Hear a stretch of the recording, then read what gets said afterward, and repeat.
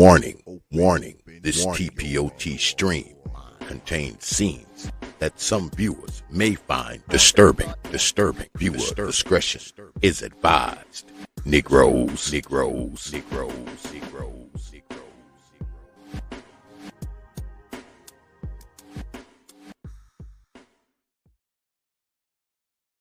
Open your mind.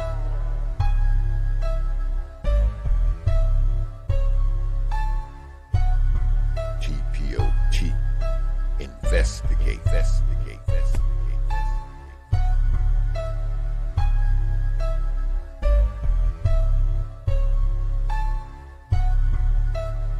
Think about this.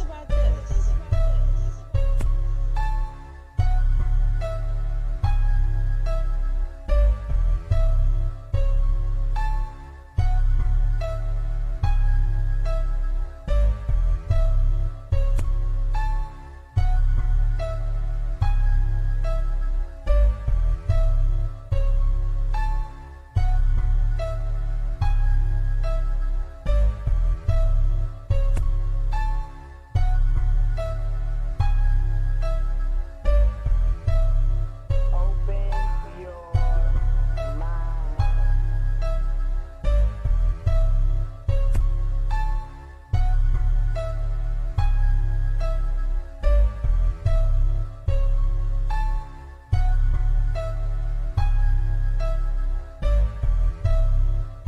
Think about this.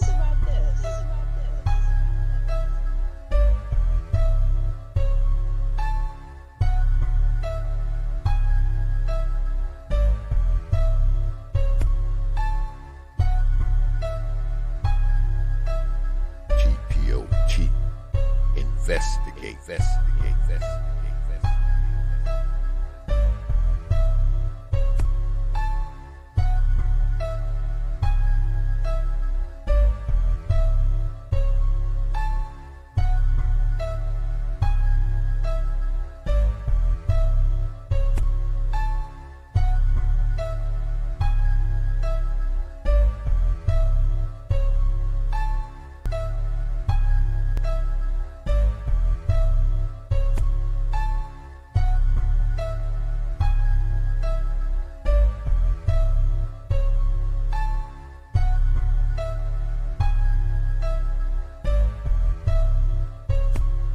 Think about this.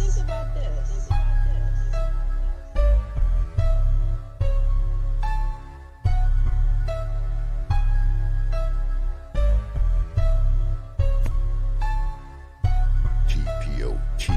Investigate.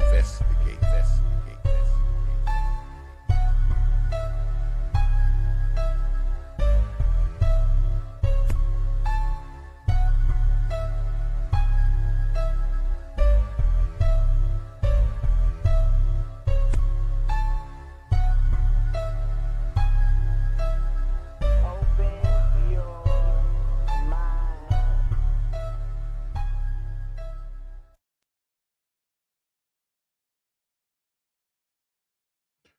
And we are back.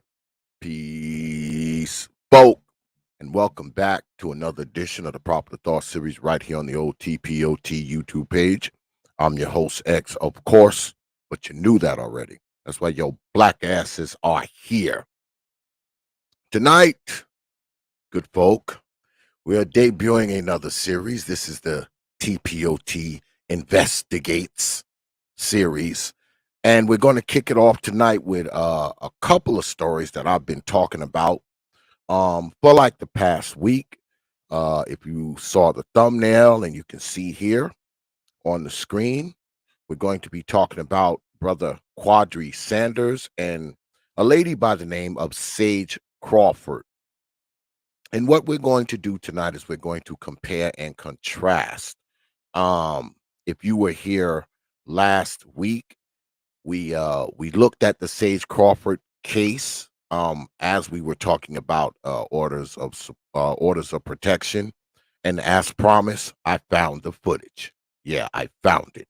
So we'll be seeing that tonight as well. But Before we get started, I always start the show off with thanking you good folk for your likes, your shares, your views. And what's good, Brother Little Rock? I see you up there, brother.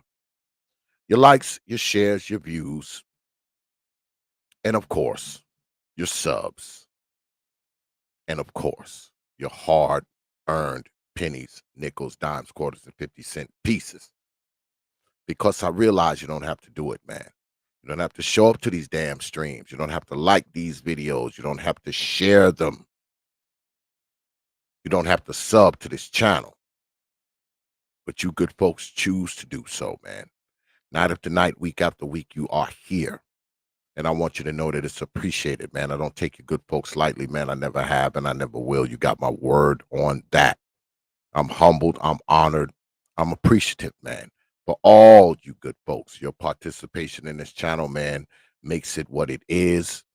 And I want you to know, man, that I'm thankful to all of you good folk out there. All right. All right. So let's get at it. But before we start the show, we always lead in with our special segment called The Old Mama of the Day. Yeah, it's time for the old mama of the day. And this old mama hails from Las Vegas, and we get a twofer tonight, good folk. We get a twofer tonight. Yes, because old mama has an accomplice, the good old white man. Yeah. Well, hold on, y'all. Let me make sure I turned the damn audio on. I don't think I remember to turn the audio on. I keep doing that shit. I keep forgetting to turn the audio on. All right, here we go. Yeah, we get a twofer tonight, man, because the old mama of the day was assisted by the kid's father. Fair use.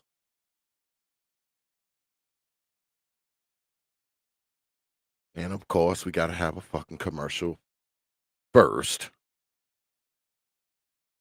Oh, waste a damn commercial first, y'all. We begin this hour with breaking news. Two Las Vegas parents now charged with murder in the death of their 3-month-old child. Police took Miles Stanley Jr. and Lindsay Bello into custody. Bello says that she put her son down for a nap and then later found that he was not breathing. The child died at the scene, the coroner finding that he suffered from multiple injuries, including skull fractures and bruises. He also appeared to be emaciated and ultimately died from blunt force trauma. Both parents are being held now without bail, with a hearing scheduled for Tuesday. Metro Police now celebrating the start of Pride Month. It's crazy, man, that, and we talk about this all the time.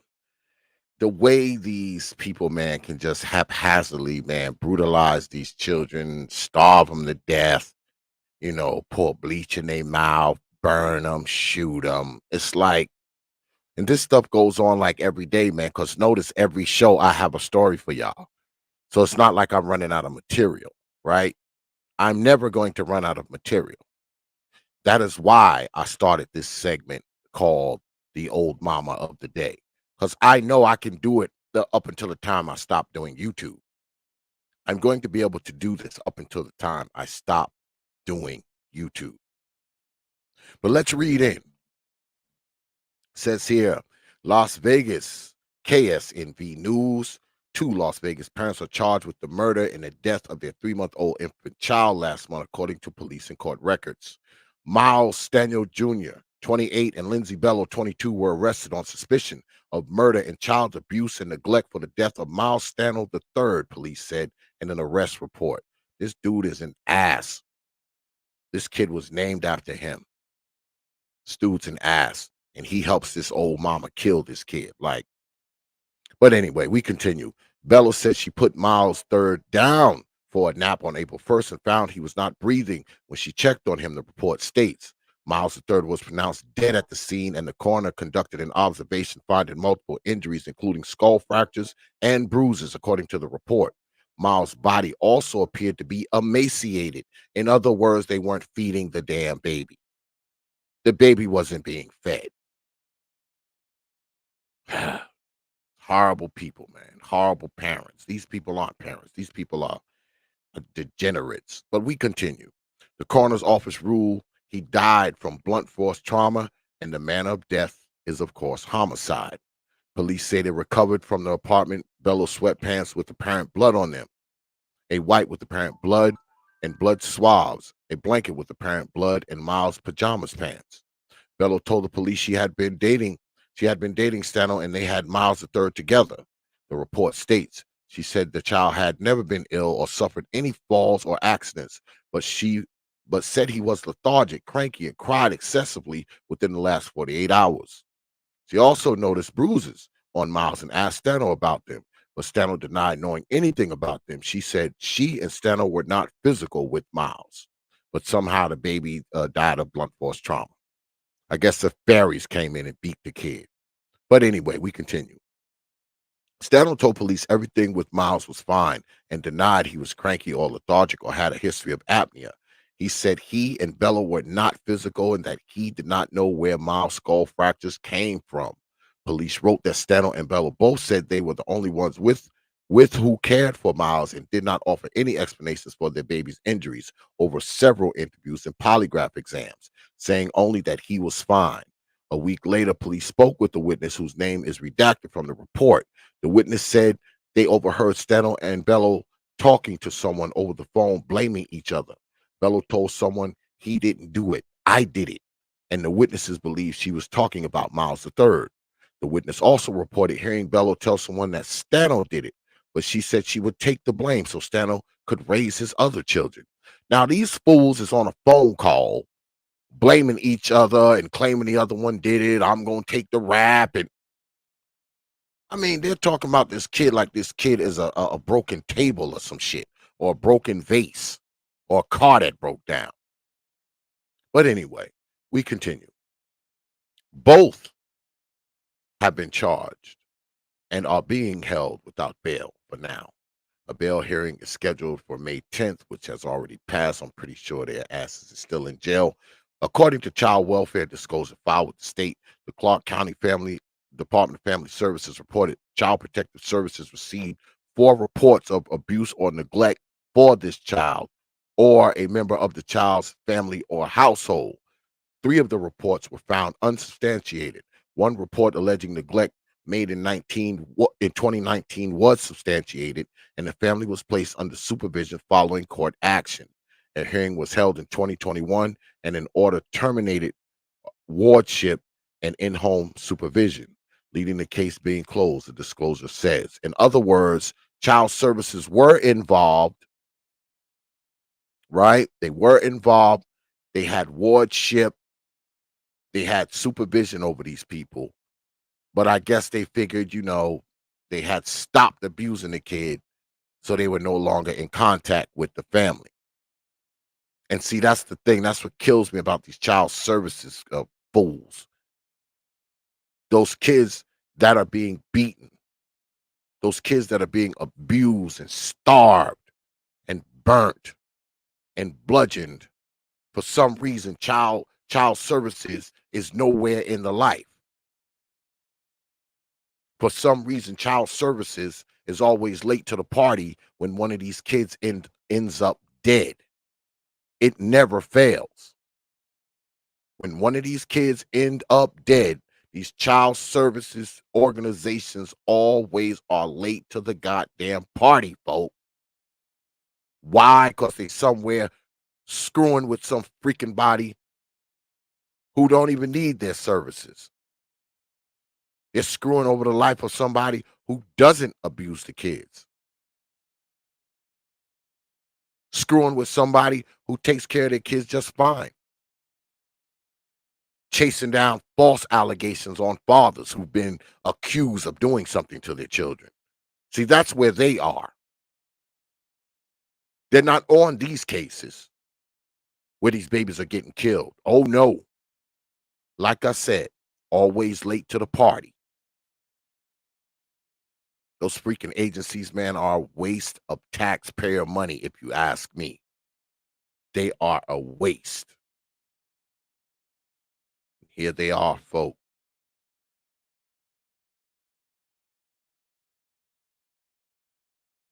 Here they are. Unbelievable. So y'all got a twofer today. And that concludes our segment of Old Mama of the Day.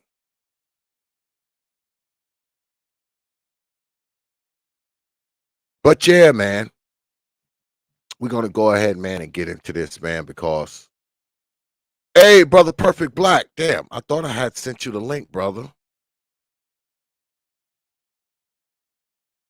Check your email, Brother Perfect Black. Yeah, so we're going to get into this, man, and you're going to see some graphic stuff tonight, man. And like I said, man, we're going to compare and contrast. And we're going to start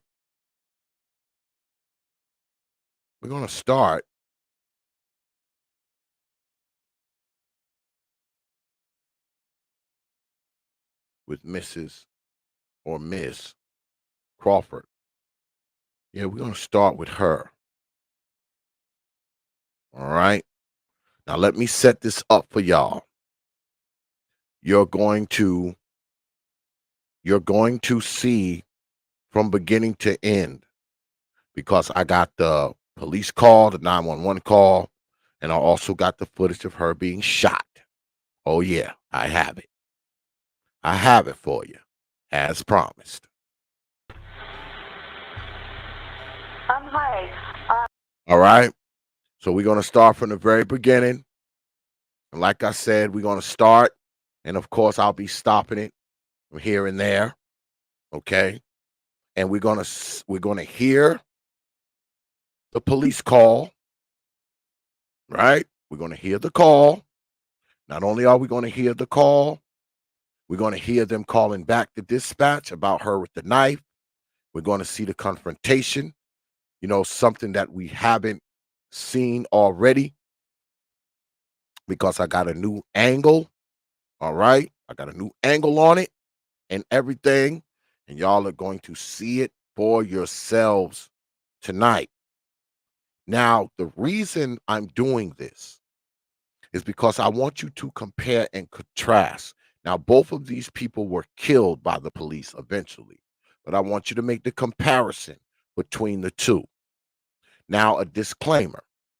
These are two different police departments.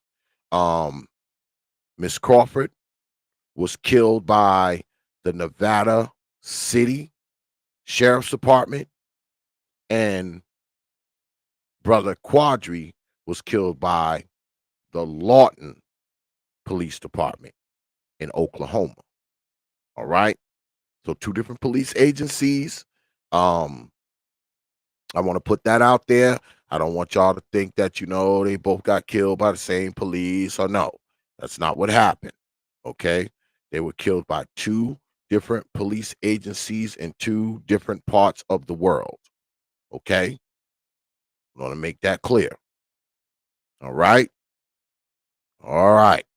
Let's go. Oh, and before we start, let me do this again. For those of you who may be squeamish, those of you who may be light of heart, this is for you. Warning, warning, this T.P.O.T stream contains scenes that some viewers may find disturbing. Viewer discretion is advised. Negroes.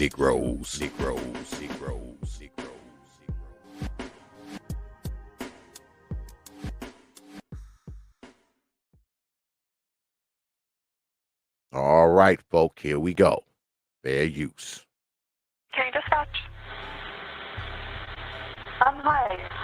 My name is and I live in Alta Sierra. A lady just came to my door with her small children. And is she wearing a black beanie? Is she wearing a black beanie and gray pants? What? Is she wearing a black beanie on her head? Okay, and are the children with white masks? I got a call about something. They didn't have masks. Oh, okay.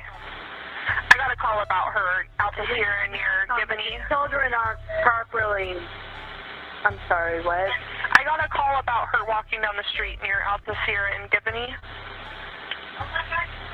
Yeah, she just came up to my door, past Gibney, came up to my door, but somebody was following her. And she told me not to call the cops, and she wanted me to take her somewhere safe. She said, they're hurting my kids. Now, y'all hear this, right? She had went to this lady's door. She had knocked on the door. You know, somebody was chasing her or whatever. And she wanted this lady to, I guess, get her away from this imaginary person that was chasing her. But we continue. And she was really scared and didn't want, she asked me to take her to Nevada. I go, Nevada City? She's like, no, the state line. What's your address? So, and then somebody actually really was following her. Somebody followed her, drove up in my driveway while she was on my porch. No, that was the person I was talking to. She had seen them walking for quite a while and was concerned for the children's well-being. She called 911. She told me she pulled up. Okay. So that was just my 911 caller. But what is your address, just for an idea of where this happened?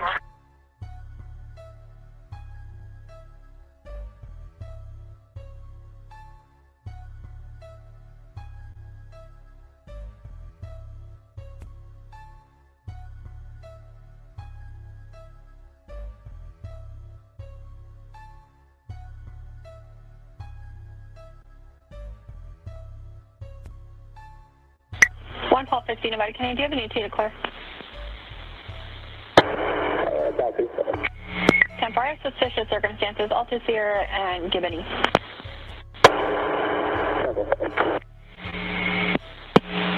Nevada County 1 Paul 7. I'll head that way, although I think Paul 50 leads close to clear. 1 Paul 7. Okay, the cops have received a call. This lady's walking around the neighborhood, talking crazy, knocking on people's doors. So the cops are dispatched. They're on their way out there to see what's going on. But we continue. You're starting that way. 1 Paul 7, she was last seen leaving the residence of 1 Alta Sierra Drive, stating that she needed a ride to Nevada and stating that her and her children were in danger. Sure. Kenny and myself, all six will be around. Step forward. Nevada County 1 Paul 7. Go ahead. With that last comment, were they traveling on the roadway or were they going cross country? They were still on the roadway. She was stating she was on Alta Sierra Drive but headed towards the country club.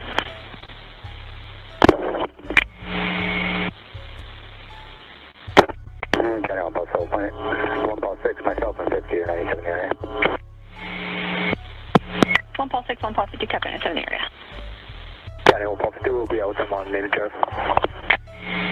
I copy out with them. What was the road? Ready to Alta Sierra. I copy on Alta Sierra. County 1 Paul 50, we're going to have one at gunpoint. She has a knife. So this is something here. Now, you good folk heard this, right? They knew she had a knife before they got there. Now, this is something that we didn't know before, right? Because we watched it. We saw her unsheathe the knife and come at the police with it. Now, we got the 911 call. They knew she had a knife when they were on their way there because they were told that before they got there. So they knew she had this damn hunting knife or whatever kind of knife it was. They knew she had it. But we continue.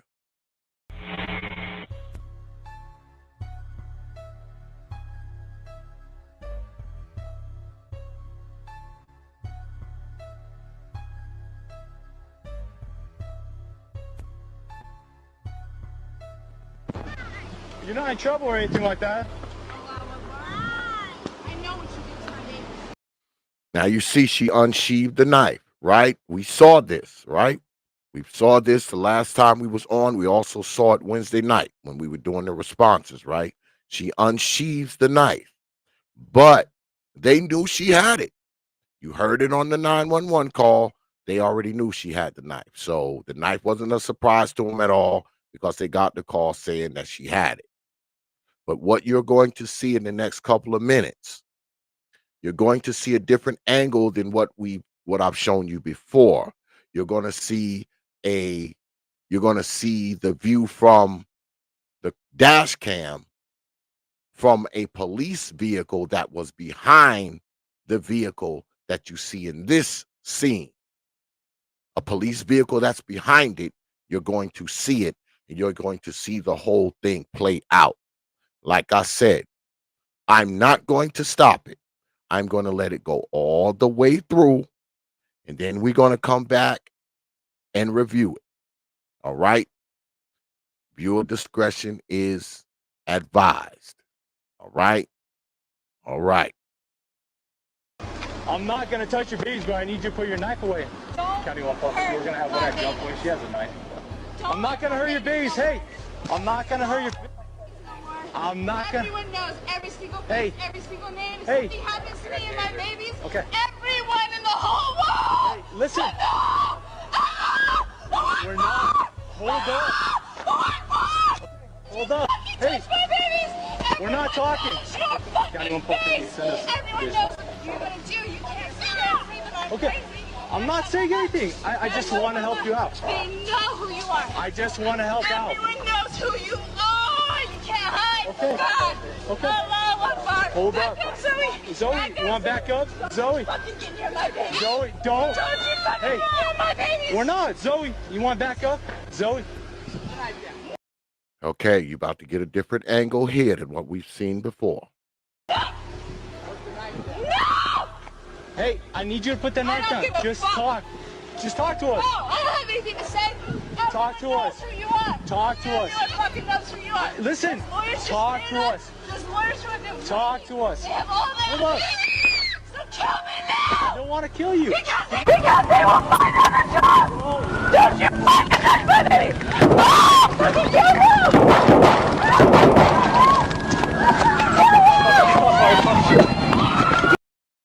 All right.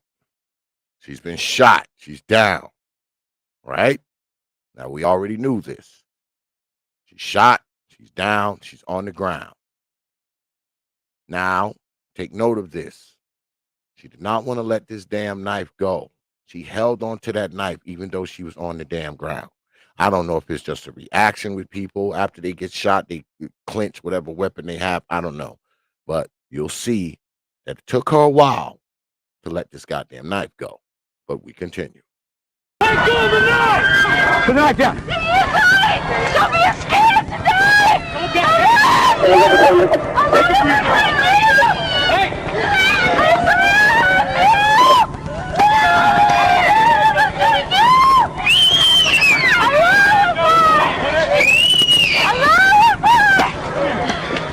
You're grabbing.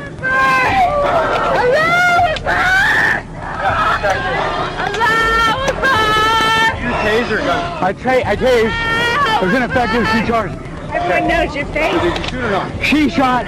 He shot? I did not shoot. Don't you lie! Put the knife down. Put the knife down. Put the knife down. Scared.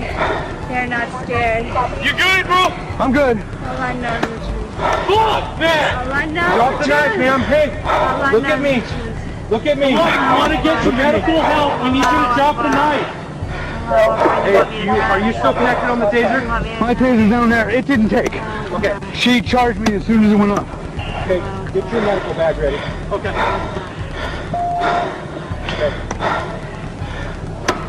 Hey. Put the knife down. Put the knife down. We want to get you medical help. Yeah. Here, let's get this done. Hey, inside my bag, the bottom bag is a green little bag. Sit down. Lay down. Put the knife down. You're on it. Let's go.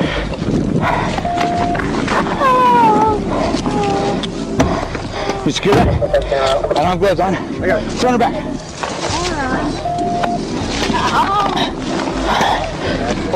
Okay, let's get pressure bandages. Yeah, let me get some. You have gloves in here, bro? Yeah. Pressure bandage. Okay. Some sort of hold right here. I need those. Open that up. We got. Hey, find the entrance. They're right here on the belly. County 157 medics. Oh, where? There's one up on the top arm somewhere. Hang on. I can't. I don't know which side it is. That one, we're just. Oh, hold on. I got pressure on that one. That one. Hey, is the knife there? It's back there. It's back there. It's underneath her. Yeah, I'm the shooter. Oh, okay. Alright. We're gonna call you guys in. She's not padded on right there. She has a couple of gunshot wounds. She has 2 that we found on the back.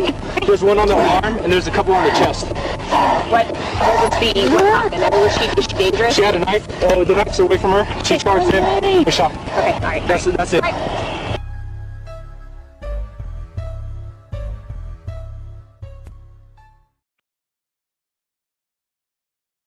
Now then,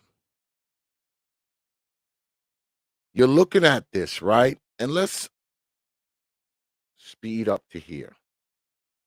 You see here, this cop over here did the Harlem Shuffle, getting away. But by this time, this cop over here to the left of the vehicle already had his gun out. He meant business. He meant business.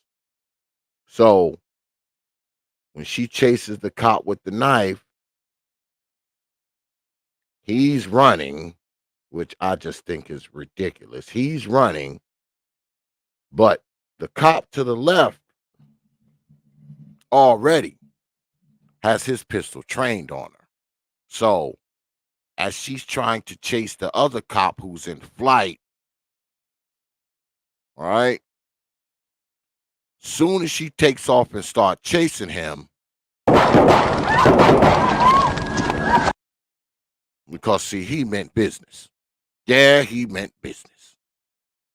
So she's down, right? But I want you to notice something.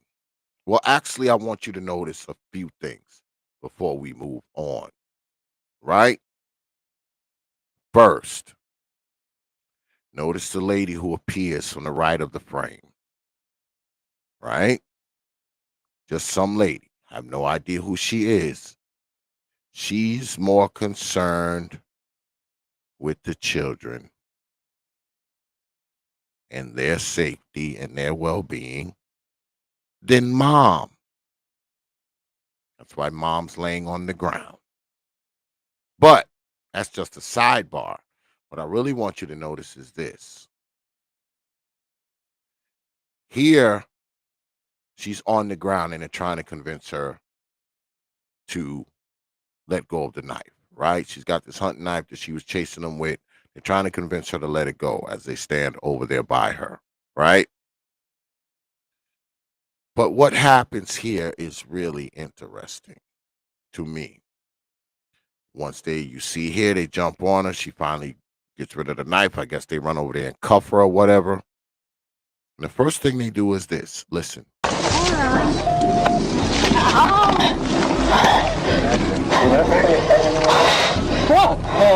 Okay, let's get pressure bandages. Yeah, let me get some. You have gloves in here, bro? Yeah. Pressure bandages. That cop went and got a first aid kit. They immediately rendered first aid. Immediately. All right? She was shot here. Right? She was shot here. She's laying on the ground. They're trying to get her to let go of the knife. She finally lets go of the knife. here. Immediately. Once they have her secured, they get pressure bandages. And not only that,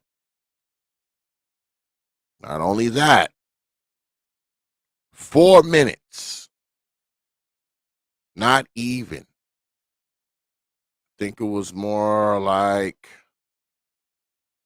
because she was shot here on my video. I don't think you guys can see it, but she was shot at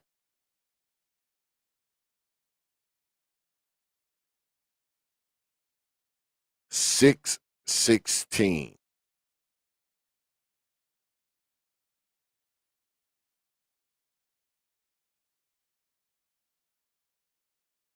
They're giving her medical assistance at 7:30 here. The ambulance is pulling up at 7:46. Right? The ambulance is there. And it actually says up top that Deputy Harrison arrived just as Deputy Tarjan was exiting his vehicle. The perspective of his dashboard camera shows that Deputy Harrison's running from Mrs. Crawford, who is charging at him with the knife after Deputy Tarderman discharged his service weapon. Miss Crawford was still holding the knife. When she dropped it, the deputies immediately began medical aid. Immediately began medical aid.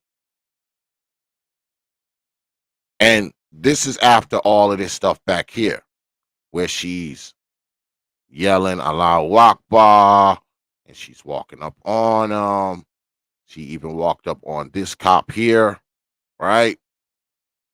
Right here. Right? You see this, right? You see this. This cop starts by his door, right? Because we can see him in the beginning, right? We could literally see him. See him there? He's actually by the hood of the vehicle, is he not? He's on the driver. He's right next to the driver's side quarter panel, correct? He goes from there while he's trying to talk her down, something we didn't know before, but with our new angle, he goes all the way from the driver's side quarter panel all the way to the rear of the vehicle, which means he took quite a few steps back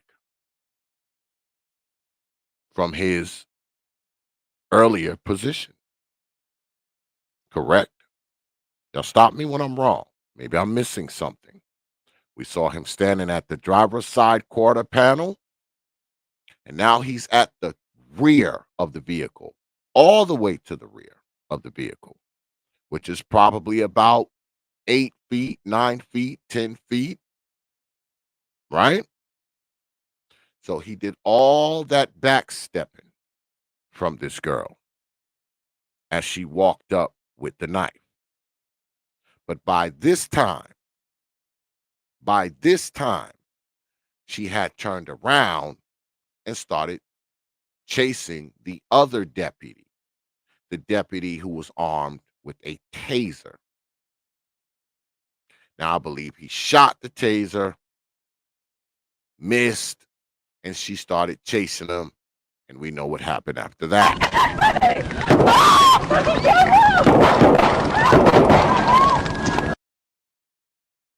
Right? Kaplow, kaplow, kaplow, kaplow. Right? So stick a pin in what I just told you. Okay? Because now we're going to go to another video that I've showed you. This his brother Quadry.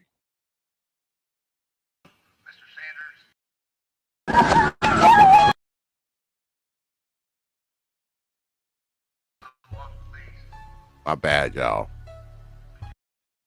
Now let me set this one up for you because I've gotten some additional footage on this case too.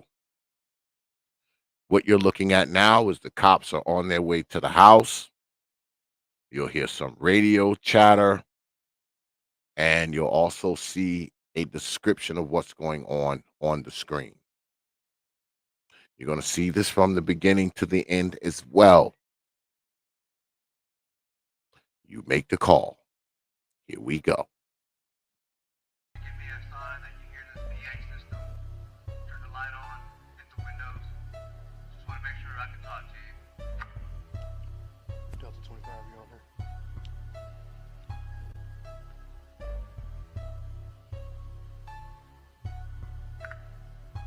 Mr. Sanders, just want to advise you we are not leaving. We're going to make sure everybody inside the home is okay.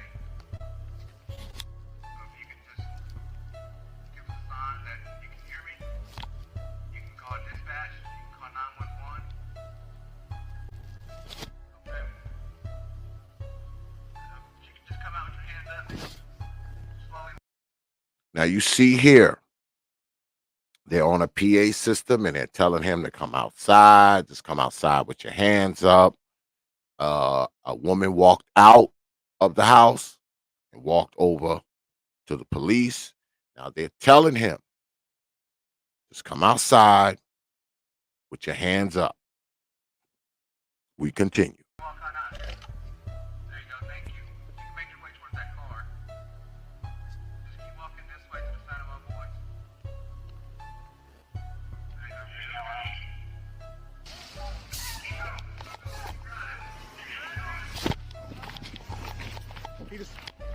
He just ran back in the house. Stay inside, stay inside. Bro, go back in the house.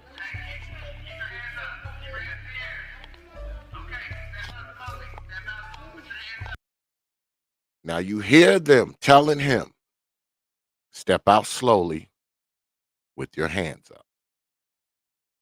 Let's continue. Hands! Down! Down!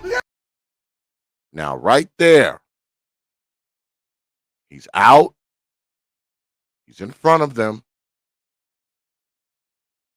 They can clearly see he has nothing. They can see that. I don't care what nobody says. They can see that this man has nothing. But watch. Now let's back that up. Now he was instructed to come outside with his hands up, right? He comes outside. His hands were up. There. Hands were up. But this happens.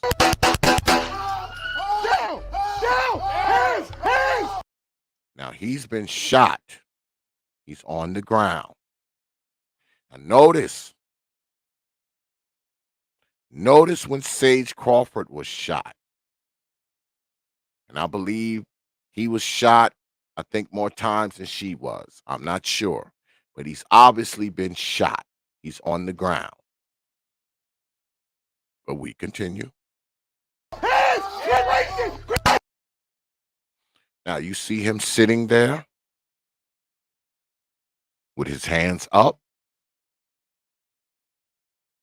His hands go up as he's on the ground, but this happens. Quit reaching! Down! Stay down! Roll over! Hey. Roll over! I'm down. Roll over! Roll over on your stomach. I can't breathe. Stomach! Now they're yelling these things at him. Roll over on your stomach. Mind you, by this time, this man has 12 bullets in him. He's been shot 12 times at this point. All right? They shot at him 15 times. only 3 of those bullets missed. At this time, he's been shot 12 times. But we continue. Hands! Down! Down! Now, let's stop here.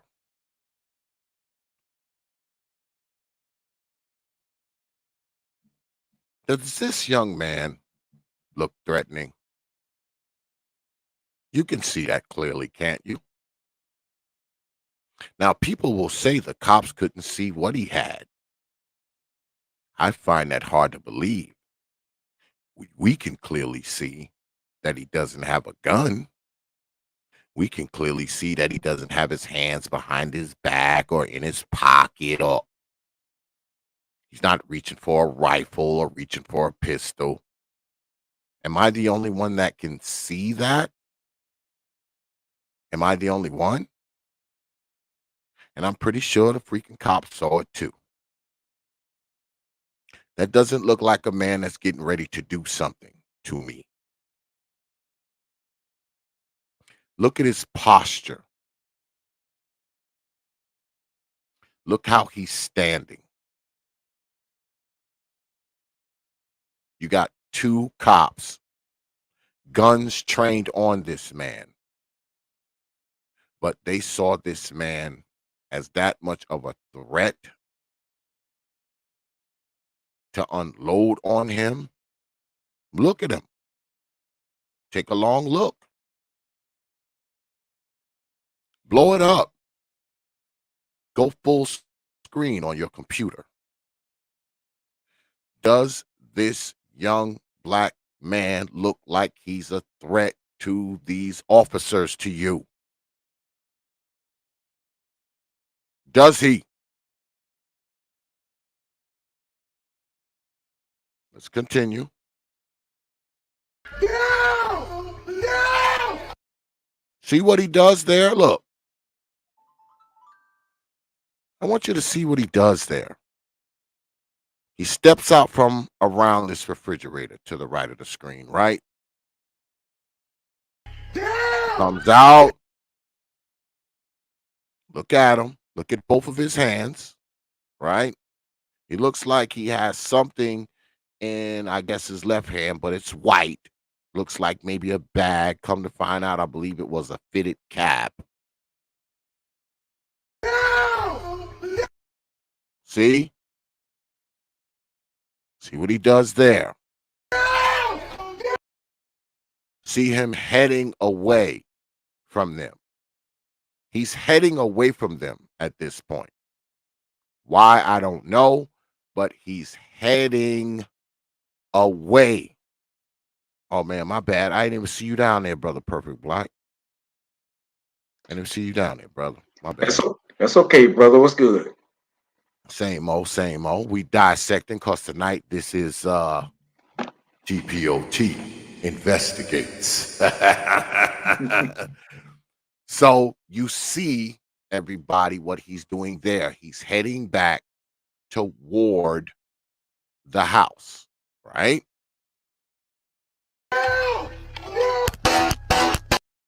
But notice what he does. He heads back towards the police officers and puts his hands up, right? That's what he does. He heads back towards the police officers and his hands go up, right? You can clearly see at this point he's been shot a few times. He hits the ground.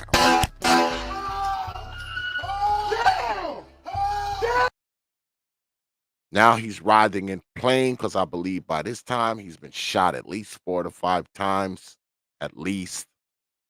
He's writhing in pain. He's full of bullets, right? Watch this.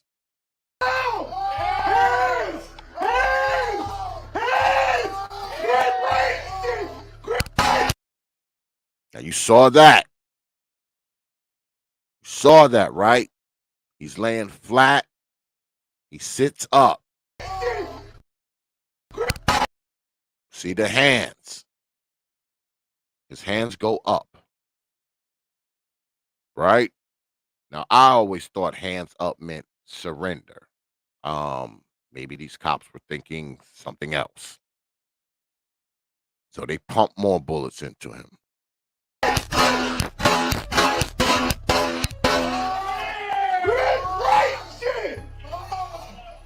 He's still trying to put his hands up. I missed that.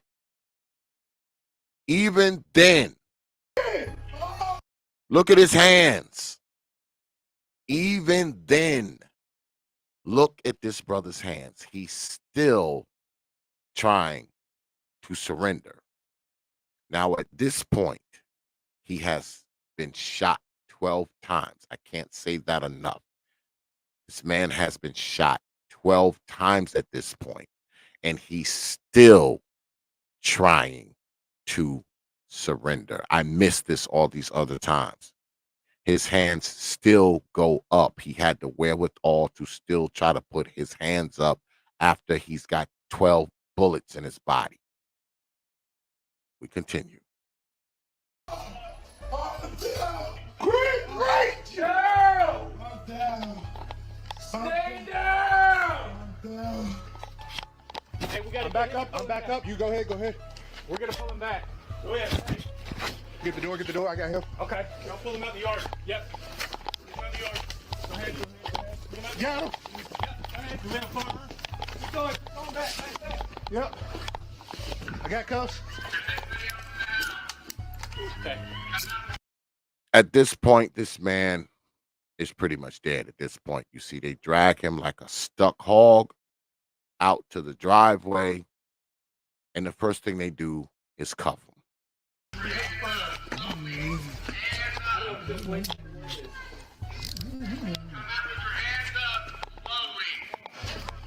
Nico, you got him? Yep, I got him. Okay, you first. Sir, are you in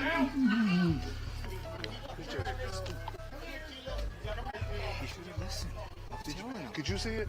I didn't see nothing from where I was at. Hey, don't talk. Yeah. Now, of course, you know, they got to get their stories together because the police always fucking lying when they do crazy shit like this. They know they done fucked up. All right? They know they done fucked up. They know it, and they're talking about it. All right? But the other cop is like, oh, don't say nothing. Yeah. Be quiet. You know, we got to make up some bullshit when we get back to the precinct. But this is what I want y'all to pay attention to. This is what I want y'all to pay attention to. Watch this again.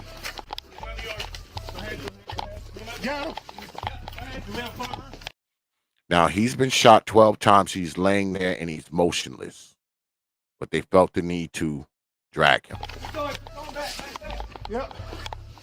I got cuffs. He says, I got cuffs. Now, mind you, this is a man that's been shot 12 times. And I want y'all to pay attention to what I showed y'all last time. Look at his right armpit. Look at Brother Quadry's right armpit. He's got a gunshot wound there. So what does that mean? His freaking hands were up. But I want y'all to pay attention to this. You heard him. I got cuffs. Okay.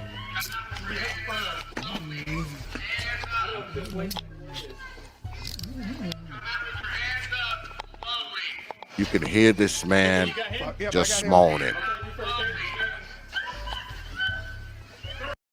Look, they roll him over.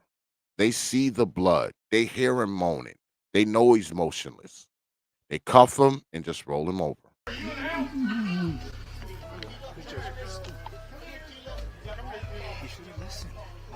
Could you see it? I didn't see nothing from where I was at. Hey, don't talk. Yeah. But you've seen this, right? But let's go back here. Back here. Let go of the knife! Put the knife down. Let's go back here. Right? Watch this. Watch this. Let's watch this again. Remember, this cop was all the way behind here. Right? His partner. with the taser. I don't want to kill you. Because they will find another job. Don't you fucking touch my baby.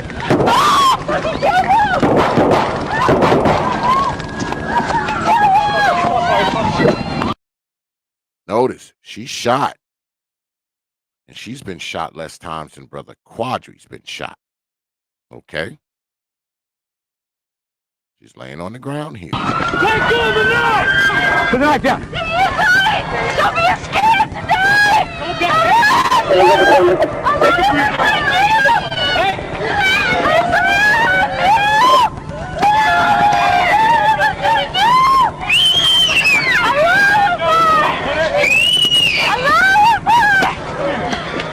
You're grabbing.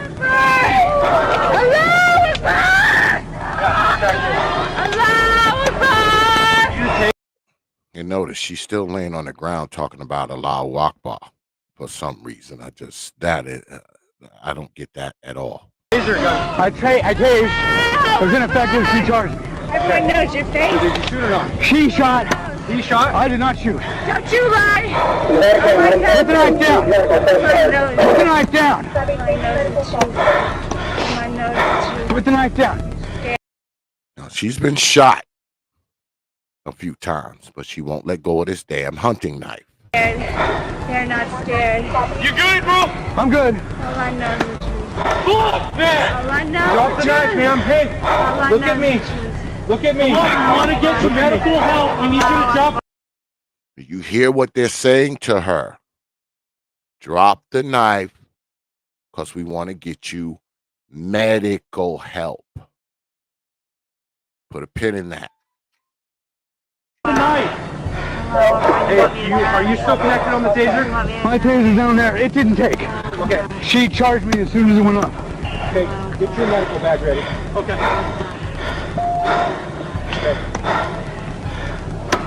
Okay. Put the knife down. Put the knife down.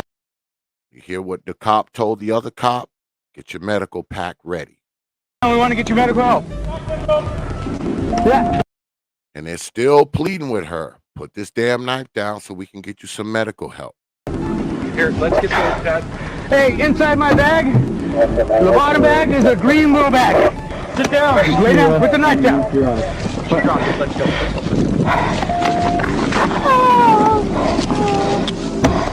You secure that? I don't have gloves on. I got it. Turn her back.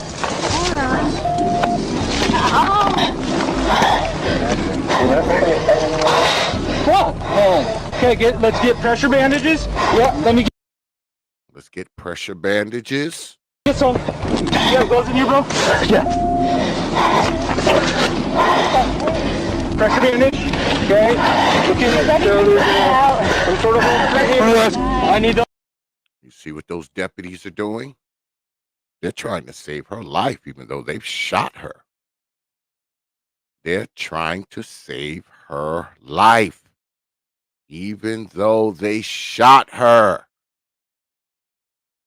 Pressure bandages, first aid kit. Put the knife down, girl, so we can get you medical help. Let's open that up. We got. Hey, find the entrance. They're right here on the belly. County 150, send in medics.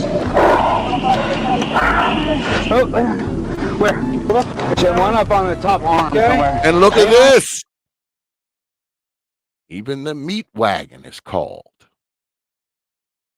They're literally trying to save this girl's life. You see this.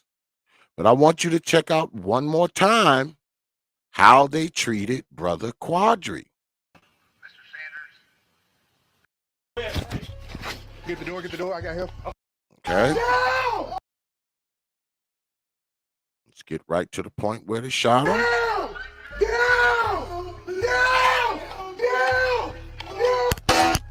One, two, three, four, five. Now, he's been shot quite a few times too. Can somebody get the damn spamming sex thing out of there? I gotta start setting my damn don't worry, y'all. I'm gonna set my bot to get rid of these damn freaking things, man. Somebody get that out of there. Now, he's been shot quite a few times as well, has he not? But notice, no one's running in to give him medical help, are they? No one's saying, go get your first aid kit. Get us some pressure bandages. Because guess what? He's been shot quite a few times at this point. Has he not? He's down on the ground too, writhing in pain. Even puts his hands up. But he doesn't get any medical bandages or pressure bandages or soothing talk to lay down so we can get you some medical help. Brother Quadry gets this.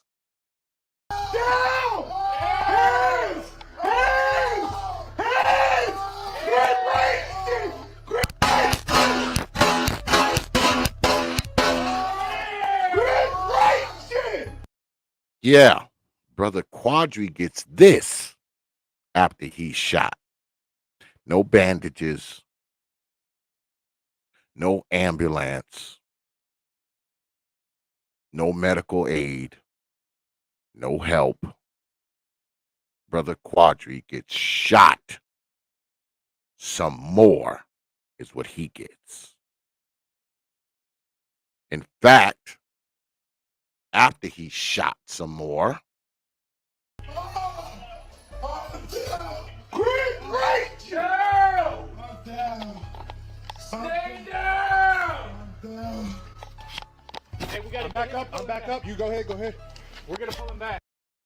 even as he lies there motionless, they don't run over there to help him or put pressure bandages on him. You don't hear nobody on the radio saying, send a meat wagon here immediately because we done shot this boy 12 times. Hey, Brother X. Yes. Yes, Brother Perfect Black. Did you notice even though this brother, he's laying on the ground and they're saying stand down. I Yeah. want people to really let that sink in because I'm gonna go into that like when you get finished. But I just want people to keep that in mind. He's saying stand down, and this man is laying on the ground with bullets in him. Go ahead. Yes. Motionless. And look. Get the door. I got him. Okay. I'll pull him out in the yard. Yep. Pull him out in the yard. Go ahead. Pull him out. Got him. No medical aid here. He's drugged as he leaves a trail of blood. Yep. I got cuffs.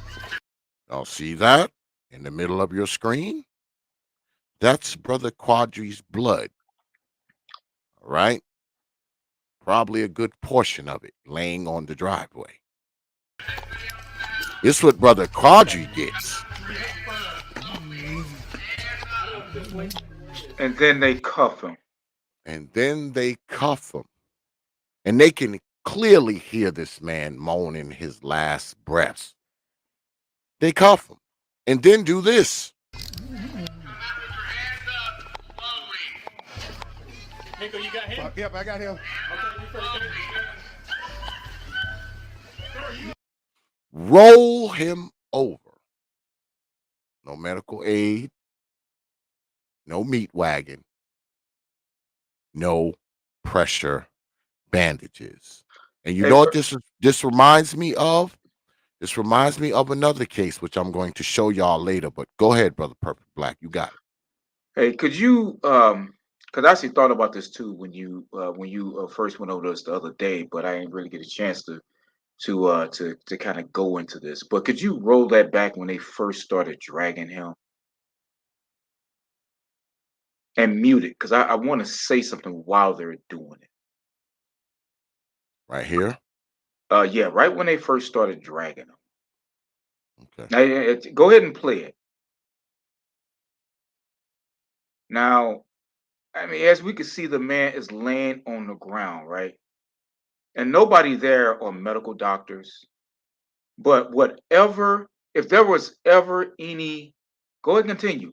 If there was ever any life in him, they potentially destroyed it by dragging him and then rolling him over after cuffing him. He might have a chance to live, but they started dragging him. That could why have move easily him? done more. Exactly. You are taught. I know I'm taught that when our players get hurt on the football field, to not move them. Yeah, why move him? They are dragging this man like he's trash. So whatever life that he might have had in him, whatever chance of living, of surviving this thing that he might have had, because we don't know, one of those bullets could have been an inch away from an artery, or an inch away from collapsing a lung.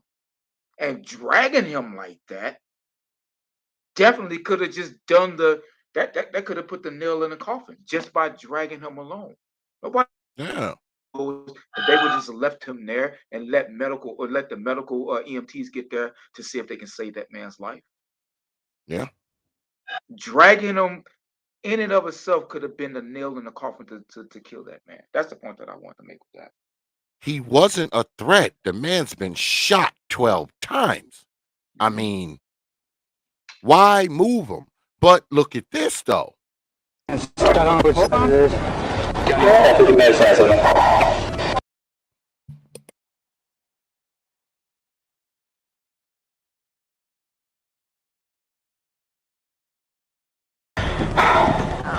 the knife down.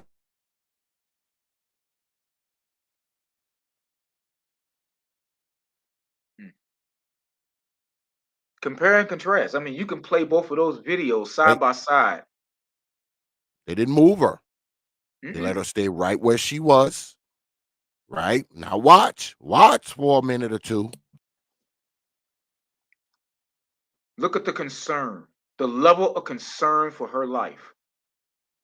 They are literally trying to save this girl's life. And notice they did not move her at all.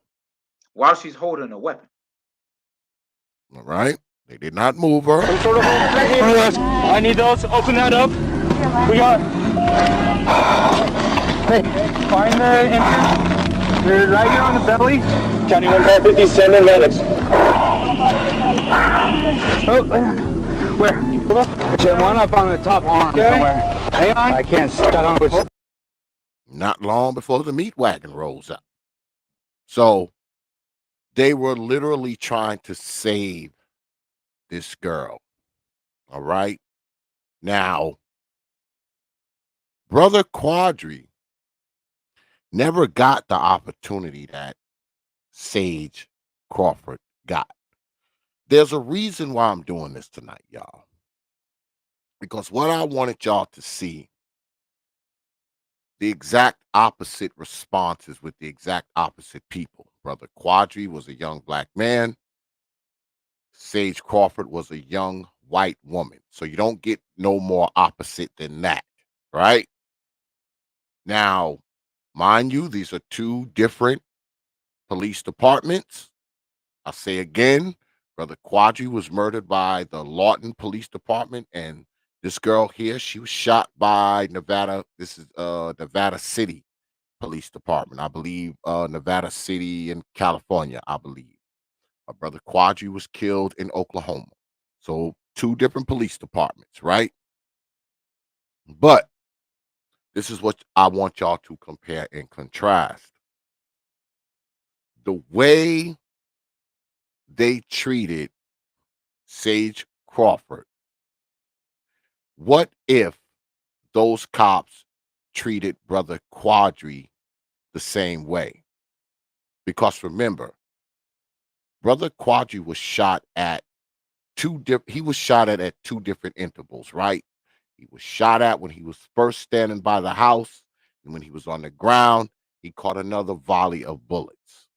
Now, that second volley of bullets, we know was totally unnecessary. We know that.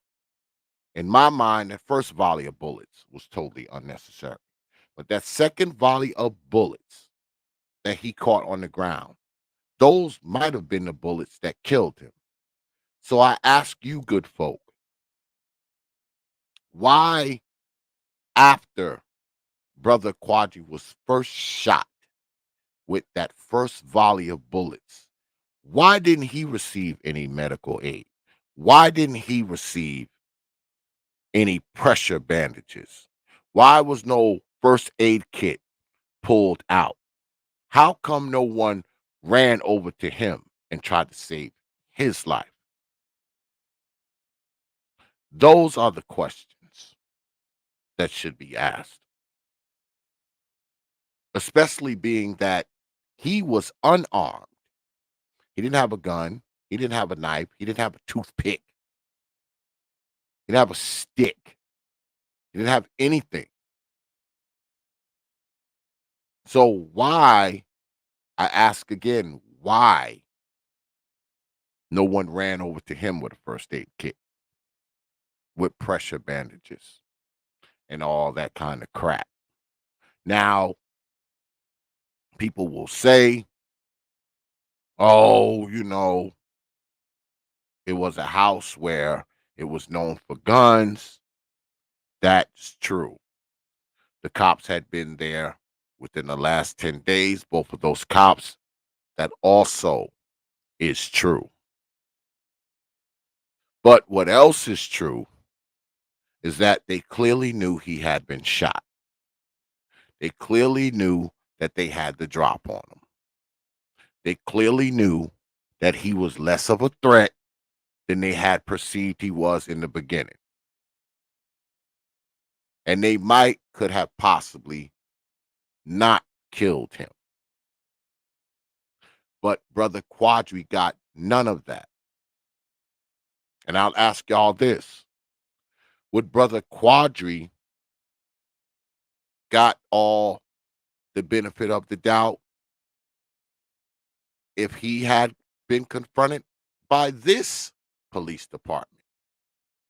Would he had been able to do all of this? And I don't know if you were listening earlier, Brother Perfect Black. They knew this girl had a knife because it came over the radio. So when they pulled I was up, listening. I was oh, listening when in they, and out. I was listening in and out. I was doing a whole bunch of stuff, but I was listening in and out. I did hear that part. Yeah. yes, they knew she had a knife before they got there because they heard it over the radio call. It was reported by dispatch that she had a knife. So it wasn't like the knife was a surprise when they got there, like, oh my God, she got a knife. No, they knew she had a knife when they were on their way there. All right. But I want to show y'all something because, people are like, oh, the police, they do this, that. I want to show y'all something because I got one more thing I want to show y'all. All right. One more thing I want to show y'all. One more thing I need to show you good folk. Because I want to show y'all a little bit of history because you might have forgotten about it. But good thing the old archives of T.P.O.T are very, very long. And they go back quite a ways.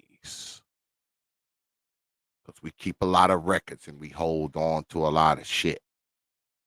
So I want to take y'all back. I want to take y'all back. I want to take y'all back into time. But before we go, I got to do this. Warning, warning, this T.P.O.T stream contains scenes that some viewers may find disturbing. Viewer discretion is advised. Negroes.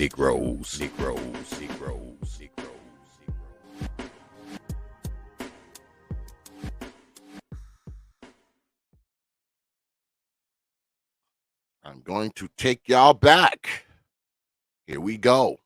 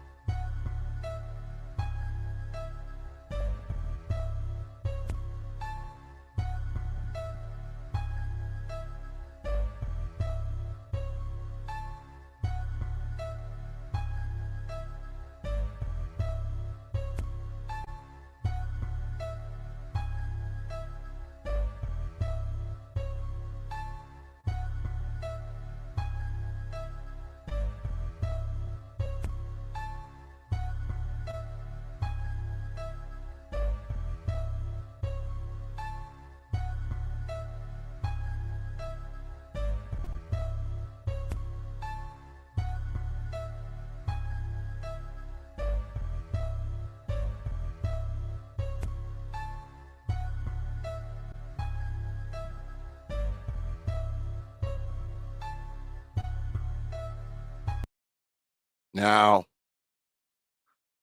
this boy shot twice already. He's on the ground. You see the bullets hit him. He spins and he falls. Right? Let's continue.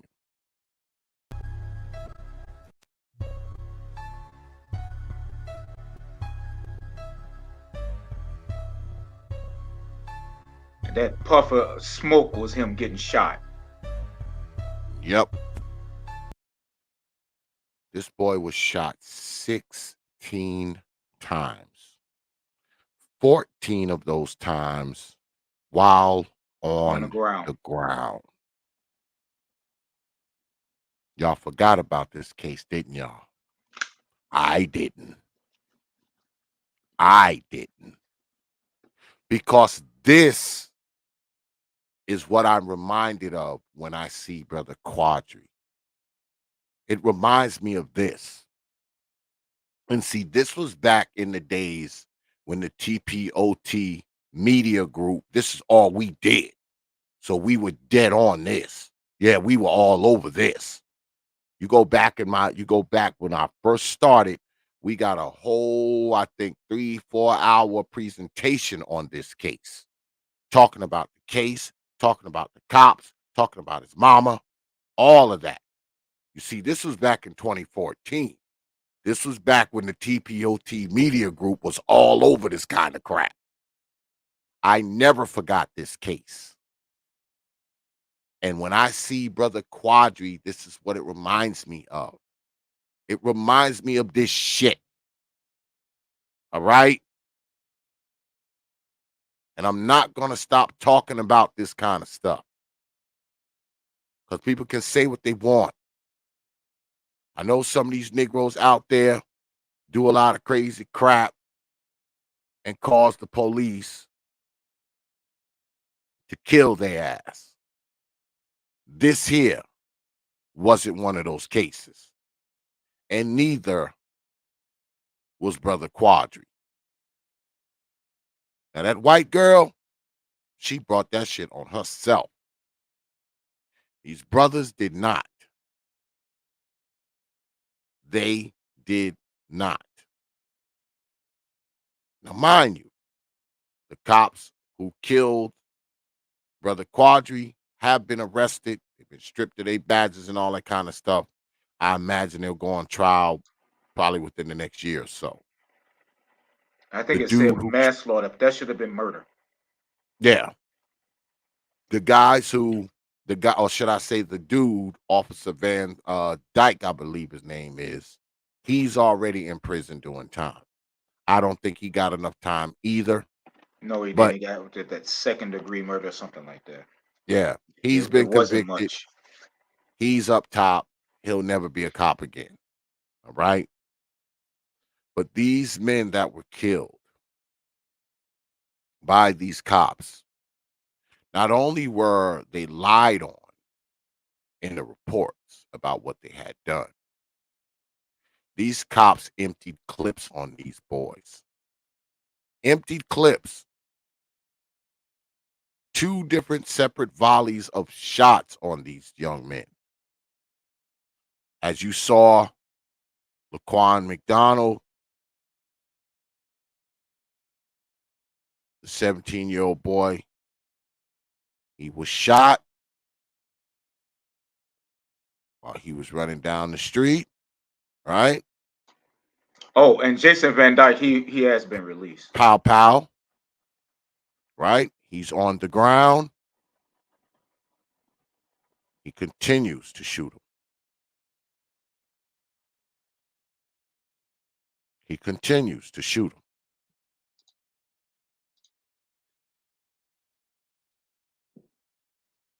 16 times this boy was shot. He studies shooting him as he lays there. And that officer, Jason Van Dyke, has been released from prison. Oh yeah, that's right. I just He put a is link. out. I just put a link in the back chat. That's right. He is out. Mhm. He is freaking out.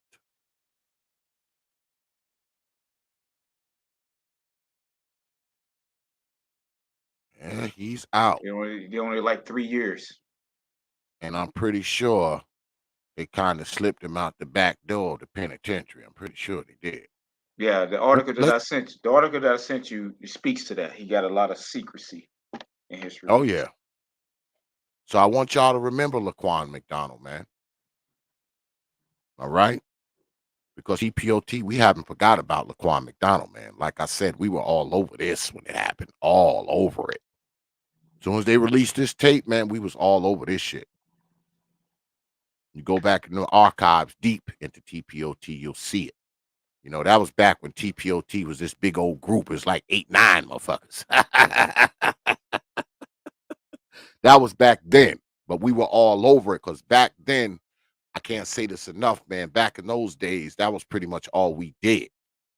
We covered a lot of police killings. We went to a lot of rallies, Brother Perfect Black. I mean, lots of rallies. We'd be out there with our camera equipment, talking to people, interviewing people, talking to people's parents. I mean, that's what we did. That was back in our fledgling days when we were just beginning this whole T.P.O.T thing. And this was one of the cases we covered heavily. We covered this. But I'll take this down.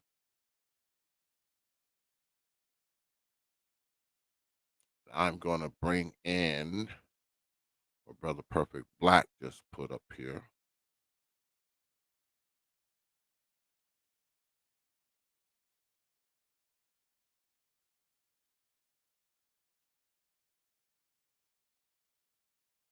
Fair use, God damn it, fair use. Let me put my banner up.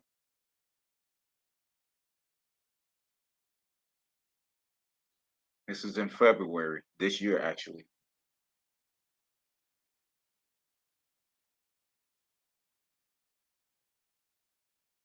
That was not the case for the convicted ex-cop from Chicago. Here's Phil Rogers. Jason Van Dyke's seemingly short sentence was not an early release. It was in keeping with the day-for-a-day credit offered to most Illinois offenders. Although earlier this week, Mayor Lightfoot acknowledged the considerable public outrage over his freedom. That was a very difficult and fraught time in our city. And I think that many people carry the trauma of that moment and others like it with them to this very day. What Van Dyke, this damn turtle. Most inmates was the secrecy he was offered by state authorities. Protocol calls for Illinois inmates to be tracked in IDOC's online inmate locator. But up to the moment of his release this morning, Van Dyke was not there and his location was kept secret. Contrast that with others like William Balfour, the killer of singer Jennifer Hudson's family. He's in the inmate locator. So are notorious Illinois killers like Starved Rock murderer Chester Weger, Henry Brisbane, the I-57 killer, and Patty Colombo, convicted of murdering her own parents. They're in the Illinois system, but Van Dyke was not. He got secrecy, which even Unabomber Ted Kaczynski has never received in the federal system. His location is right there online, along with others like attempted shoe bomber Richard Reed, Boston Marathon bomber Dzhokhar Tsarnaev, even Rod Blagojevich, who is still in the federal database but listed as released.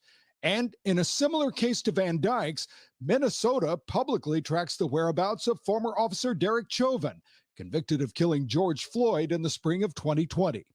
Late today, the state of Illinois said in a statement that the handling of Van Dyke's time in custody and release conformed with Department of Corrections policy, and that in fact, the whereabouts of 139 inmates are currently not listed on the Corrections Department website. Whatever the reason for the state's decision to hide Van Dyke's location, to protect him, outrage that some were already expressing. He get to go home to his family and see his kids. I can't do all that because my grandson gone. He took him away from me. Phil Rogers, NBC5 News. Our thanks to Phil, and we will have continuing coverage of the developments in the Jason Van Dyke case online at NBCChicago.com and also on the NBC Chicago app. Ain't that some shit? Ain't that some shit? Oh, yeah. Ain't that some shit? But if you remember, if everybody remembers the Van Dyke case, Jason Van Dyke didn't get locked up for this until 16 fucking months after it Yep. happened. Because you know who was keeping it, was wanting to keep it from the press. Oh yeah, Rahm Emanuel. Rahm Emanuel had a campaign coming up. He kept it secret. Had gave his mama $5 million, and she never said a word about it either. Notice she's never said a word about this boy's killing. And the only reason why that tape was finally made public is because a reporter sued for it, and the city fought him tooth and nail. But he eventually won, and they had to release it. And right before they released it, that's when they went and arrested this cop. All right? Because they knew they wouldn't have any goddamn choice once the tape was made public. I mean, maybe y'all forgot about this case, but there I was a didn't lot forget. of there was a lot of bullshit going on with this case, including the bullshit going on with his mother, because she got a $5 million freaking check, all right, and never said a word throughout those 16 months. Which She was never shameful. said anything. Yep. And this is the thing about the Laquan McDonald case. Laquan McDonald had been taken away from this old mama, right? I believe when he was 1, because he was being abused and neglected. They brought Yes, he the kid was. back. Yes, brought the kid back to her, I believe, when he was 3, and he ended up getting taken away again, right? And he was never put back with her. You know, he was in and out of foster care. He was living with other family members. He was living with his great grandmother at one time, you know, and she died. And, you know, he was kind of like, you know, he was falling through the cracks, all right, throughout all that time. And he hadn't lived with his mother, man, for like 14 years. So how she was able to, for her, how she was able to come along and now collect a $5 million check for a kid that she didn't really raise. He hadn't lived with her for years, but she was able to come collect a $5 million check, not say a fucking word about it. I don't know if that was part of the stipulations of her getting this check. All right. But she never said anything about this boy being murdered by this cop. She never said a fucking word. No one knew. No, well, we knew locally, but you know, and I know this isn't a part of the topic, so I'm going to be brief with this. But that situation there, in terms of how the mother was compensated and all of that, that is a microcosm of the Faustian bargain that Black women have struck with white society. Yep. That is a microcosm, a prime example of it. Yep. Because she really had little, she hadn't really raised him and was largely responsible for him. You know, I've been coaching and mentoring boys like Laquan McDonald for years, just like him. We got several kids just like him in our program. Several kids just like him in our program right now. But the city, DCFS, who's largely responsible for these allowing these kids to go back into the custody of the mother. DCFS is the one who do this type of stuff. The Child Protective Services. But yeah, nobody in this town has forgot about Jason Van Dyke. And I can tell you right now that was, you know, the noise. Well, I need to be careful what I say. They protected him for a reason. Yeah. Let's put it that way. Yeah. But they protected him in the beginning. From the beginning, they did. They didn't. Because they He was knew. arrested. Because they knew that there were people that were that he frankly that more than likely he was not going to be able to run from. Yeah, I mean they didn't arrest him 16 whole goddamn months, man. After this Exactly. had happened, he was still working and still like nothing.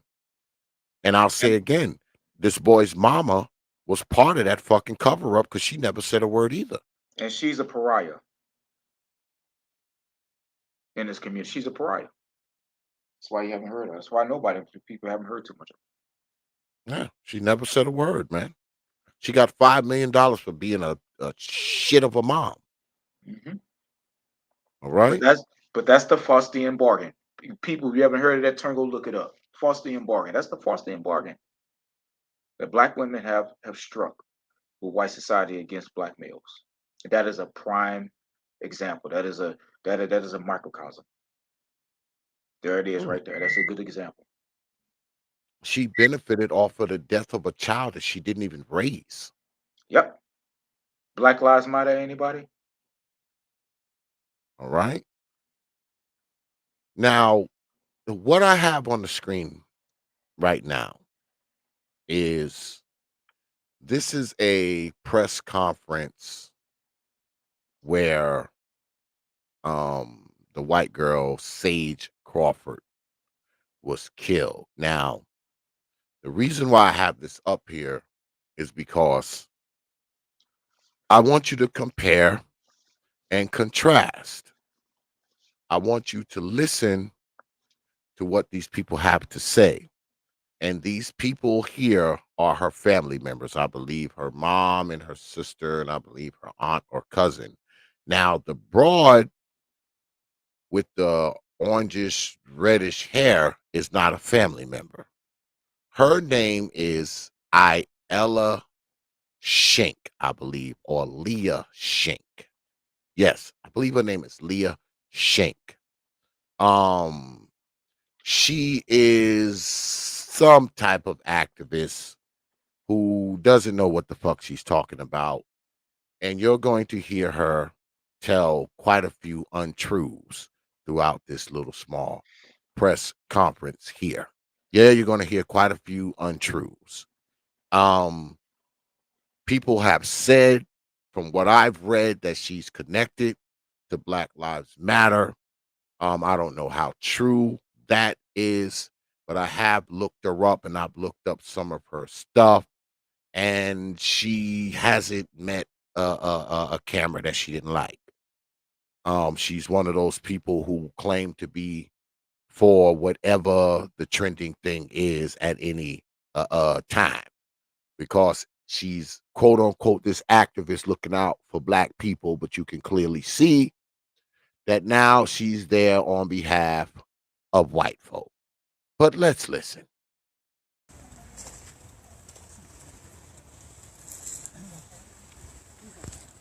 Do you want any of them in the shot, or do you want them? We can see her right behind you. Just Okay. behind her. You can see everyone? Yes. Good? Okay. Okay, so we'll start by Leah Shank, Leia, founder of Impact, EMPACT. Behind me, I have Sage Crawford's family. We have her mother and her sister. And then we also have another person that's a part of my team behind me as well. Just for the purposes of today, the family has requested that we call her Sage Crawford, which was what she preferred to go by. So that's what you'll hear us refer to her as. And that's S-A-G-E, Crawford, just like her behind me, C-R-A-W-F-O-R-D.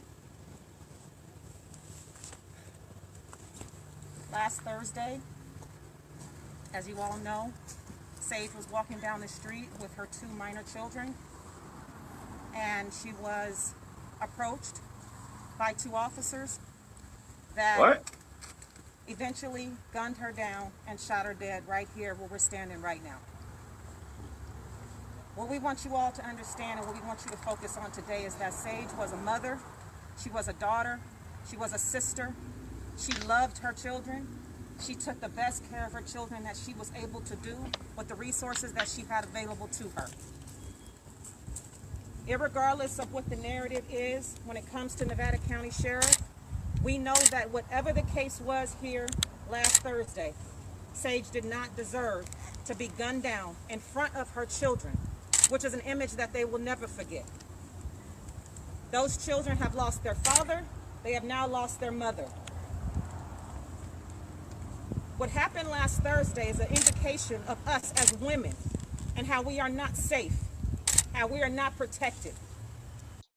Oh, Now God. here we go with this Oh, bullshit, God. right? Here we go with them. Here we go with this shit. But let's continue. And when law enforcement is called, they don't come out to help the situation. They didn't come out to see what Sage needed or what she was afraid of. They came out and treated her like a criminal. They had no regard for the children that they shot over to get to her. No regard for the impact and the trauma that those children will live with for the rest of their life. They had no regard for that. They have no regard for this family standing behind me, as they have not given them answers. This family has traveled all the way up from Southern California. This family loved their daughter, their sister. She was somebody that was loved. And regardless of any mistakes we make in life, regardless of any adversities we have in life, because we've all had them, none of us deserve to be shot and murdered in front of our children. And that's what I want you all to remember, because that's what happened here. There was no de-escalation. Now, what? That's Did she watch the motherfucking same lie. video that we watched?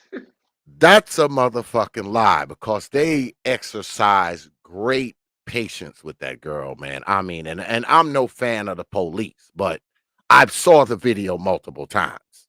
All right. Multiple times they were like, look, put the knife down. We just want to talk to you. We want to help. Put the knife down, put the knife down. And as you saw earlier, even the cop who was close to the car, he walked all the way from the driver's side quarter panel of the car all the way to the rear of his police vehicle, backing up from this woman. So I don't know what the fuck this lady is talking about, but she's not finished. None. And although we have not been privy to whatever video it is they have, they told us it's not ready yet. Well, what's that mean?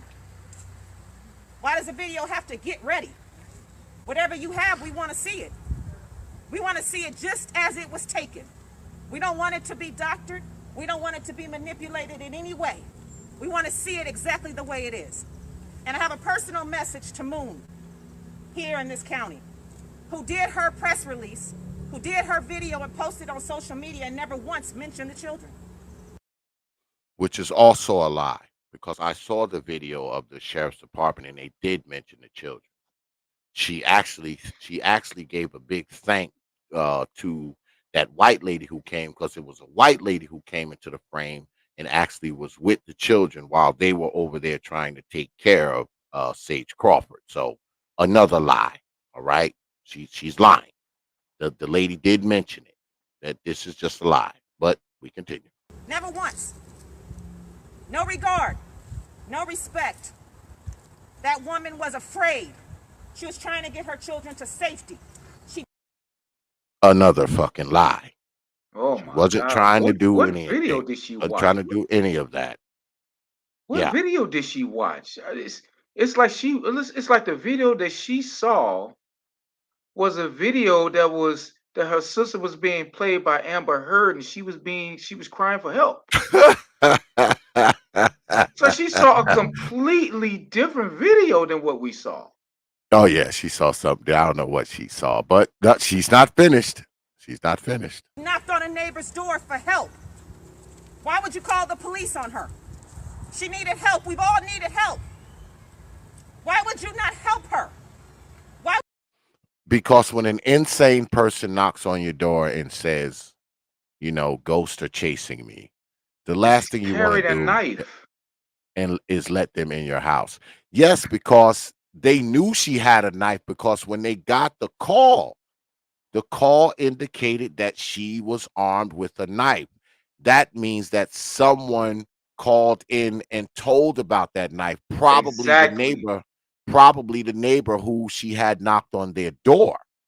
Exactly. Because they mentioned the knife on the radio call. But she's not finished. Why would you call the police on her? And if there was a mental illness situation here, Why do you show up with a weapon response? Why is there not the mental illness unit that is here in this county? Why did they not show up to help her? Why didn't you shoot her in the leg? Why didn't you shoot her in the... Why didn't you shoot her in the leg? Why didn't you shoot her in the arm?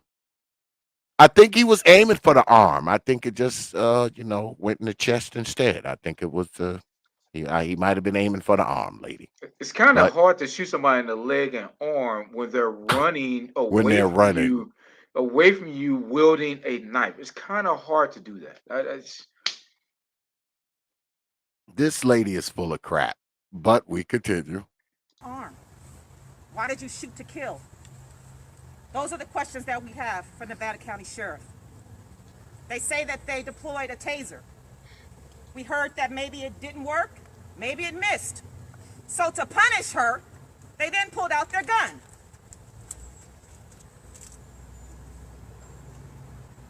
The family wants you all to understand that in their grief, they have to somehow get to a place of closure. They have to somehow get to a place to where they can sleep at night. It's inhumane for a mother to lose her child. Our lives are not supposed to supersede the lives of our children. It's not normal for us to bury our children. That's not normal. And this family and Sage deserve the dignity of answers and respect as a mother. That's what they deserve. And this community that has not been the most supportive needs to understand that what happened here to Sage could happen to anybody. Any of us, none of us are safe. None of us. When they say that police protect and serve, they don't. They don't protect, and they only serve their own purpose and their own narrative, which is to show up, to shoot and kill. That's what they do. And this is proof. So I want the media to be real careful with what you go back and report, because there's a lot of rumors floating around. And I want you to remember that one day, her children will read those rumors that you guys are printing about their mother. And they've done enough by way of traumatizing these children. It's not fair. And as all of us have family, we all have children, she deserves dignity, like anybody would. Anyone. We are demanding access to this camera, whatever the video is. We also want to know why there's no body cams, because that was supposed to be implemented as well already in this county. They have. Well,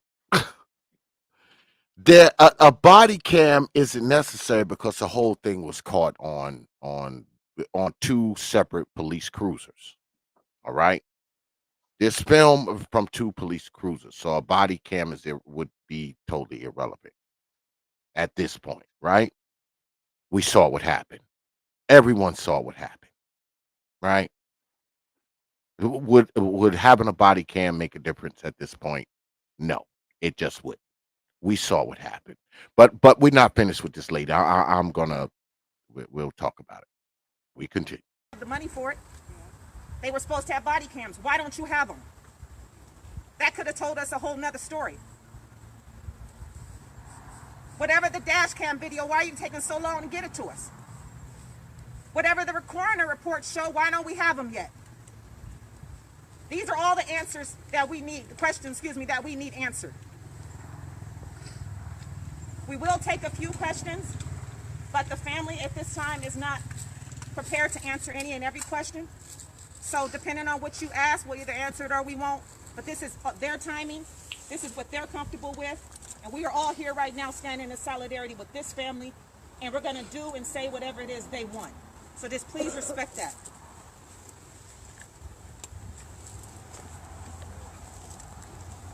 Could they step up to the mic? They're not going to speak. No. Could you tell us a little bit about her?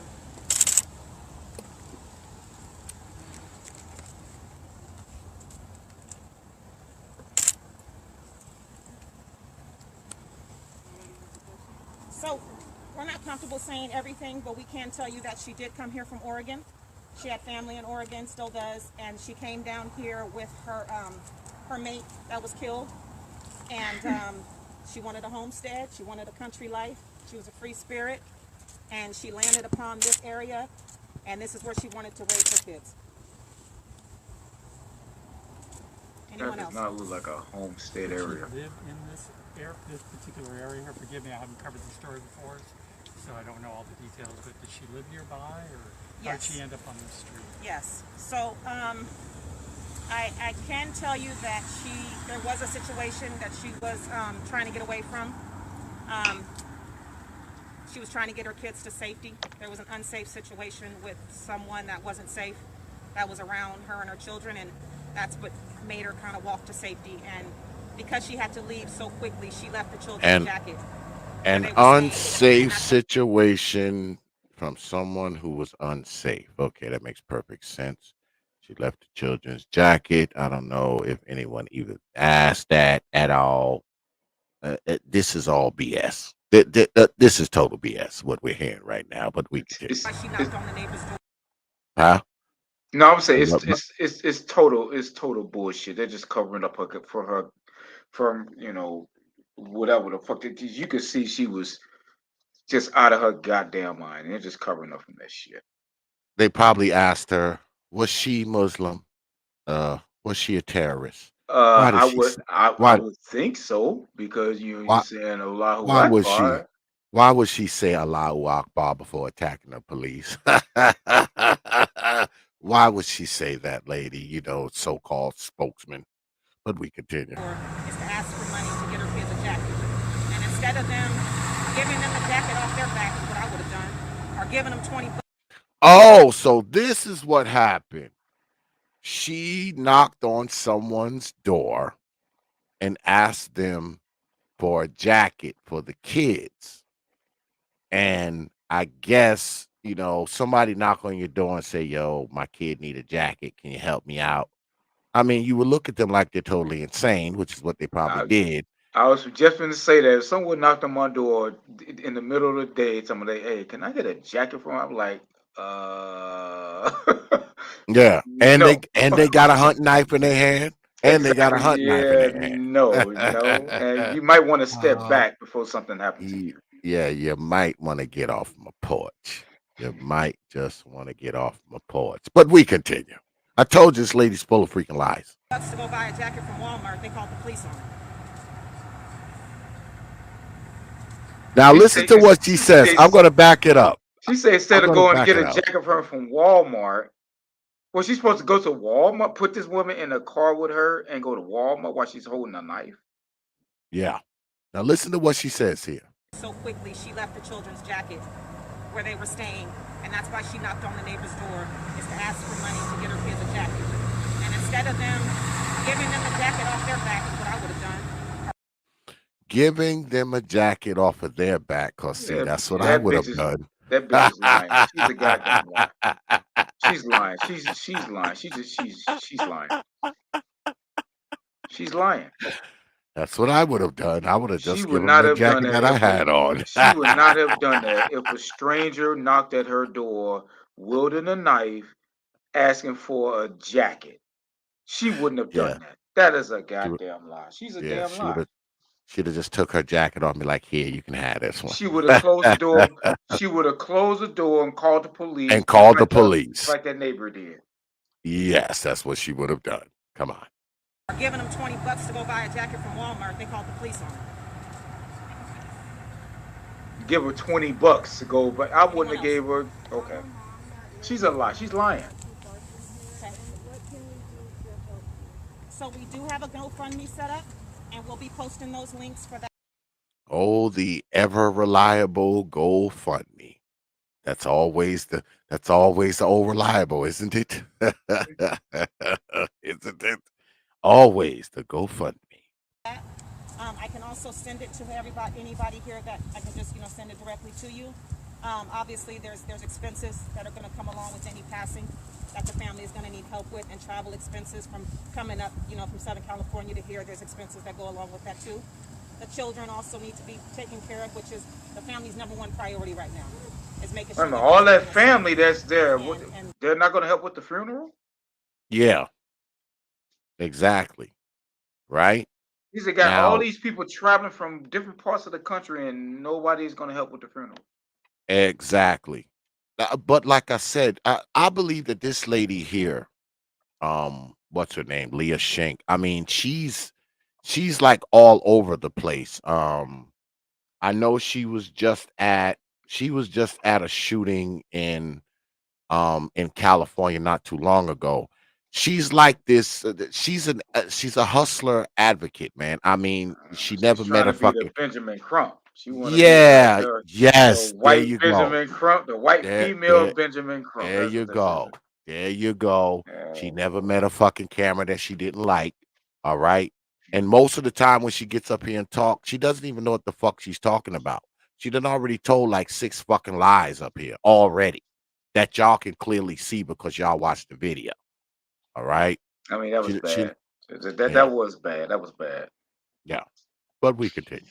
That costs money. It takes money to do anything. So the GoFundMe, we can set that up. And then once they get the funeral arrangements together, I know that there won't be a public viewing or anything like that, but there will be a link where you can post cards and well wishes and things like that that could be printed out. It could be put in a scrapbook for the kids to have down the line.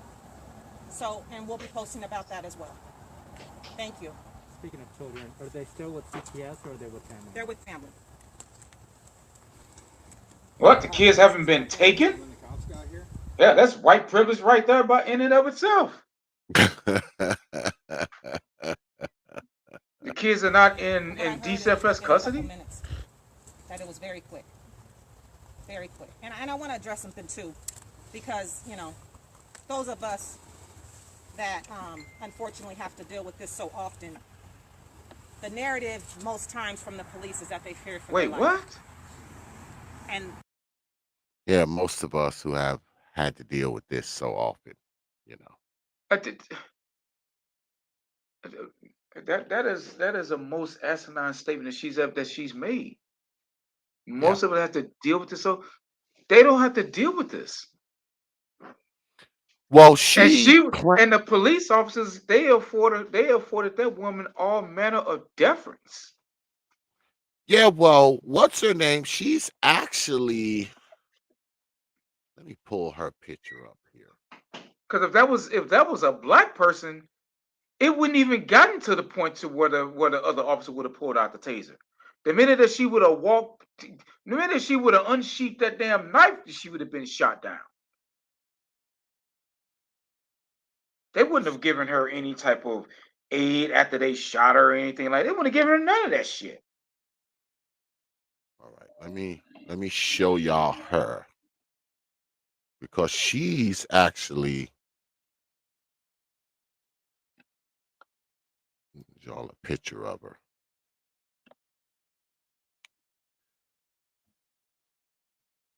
Let me show y'all a picture of Mrs. Leah Shank here. Is she white or is she light skinned? I don't know. She looked like she could be mixed. She looked like she could actually be mixed. There she is. Oh, she black. She's just one of those types. Yeah, she could actually pass for, you know, mix, depending on how she wear her hair. You know, she's one of those. There yeah, she. Okay. Oh God, boy, these bed wenches here, boy, I swear. Oh yeah, she been dipping in something. Of course. She been dipping in something that ain't black. I can tell, but the poor child. Okay. Of course. But we know this, that I mean, these are the people, and I can't say this enough, man. These people, because she's probably got mixed parents. One of her parents could possibly be white. All right. Possibly. I don't know for sure. But these are the people who are always out there yelling the loudest, talking the most, jumping up and down on City Hall. These people who are racially ambiguous. All right.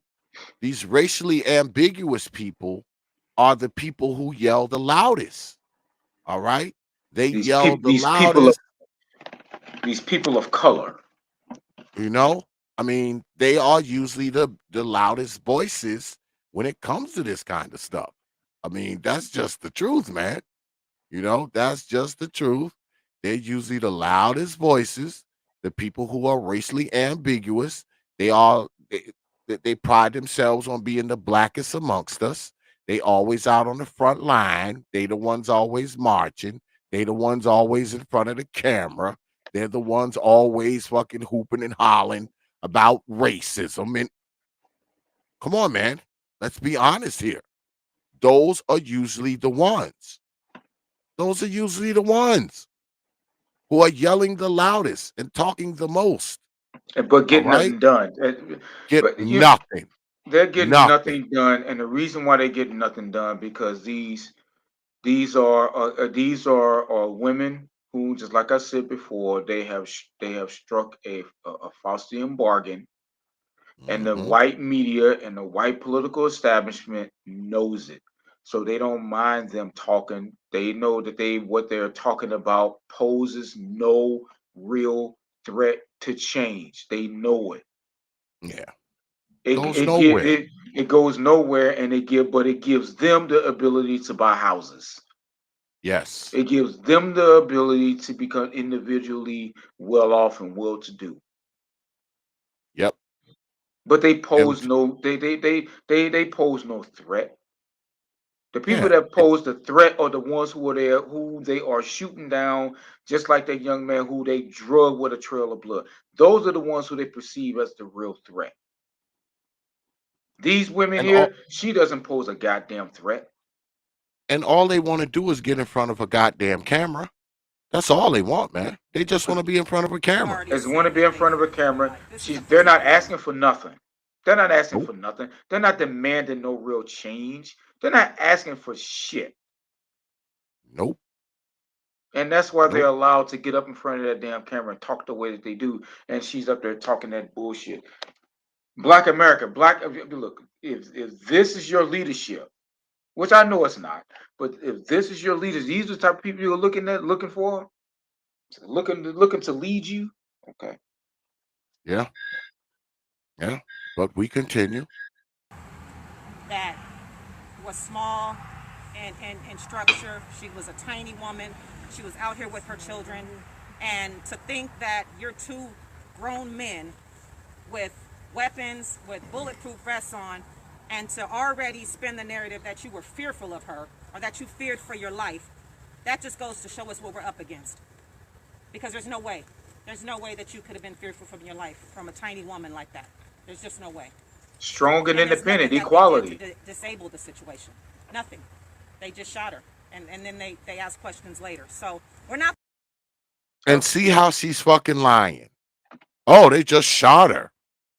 And then ask questions later. They just shot her. Bullshit, lady. That's not what happened.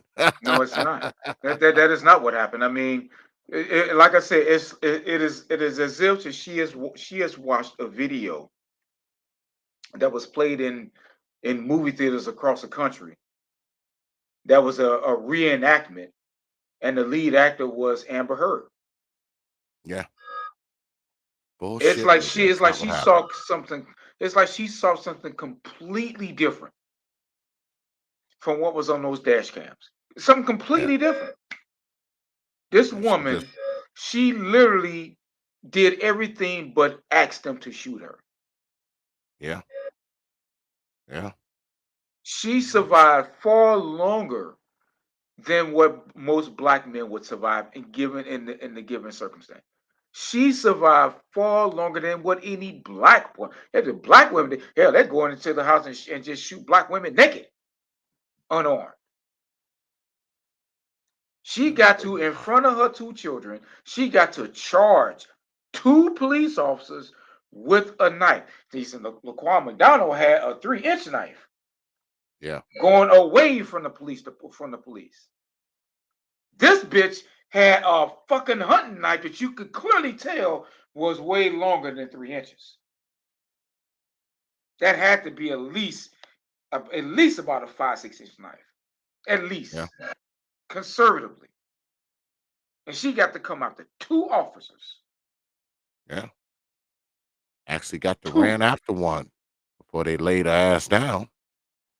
She was literally chasing the other deputy, literally chasing Literally. him She with the knife. came after one with the knife clearly in her hands, in an Yeah. aggressive manner, yelling, speaking and speaking like a Islamic terrorist, no less. Yeah. And got to chase the other one. While the other cop didn't bother to shoot. Nope. He didn't take his gun out of his holster.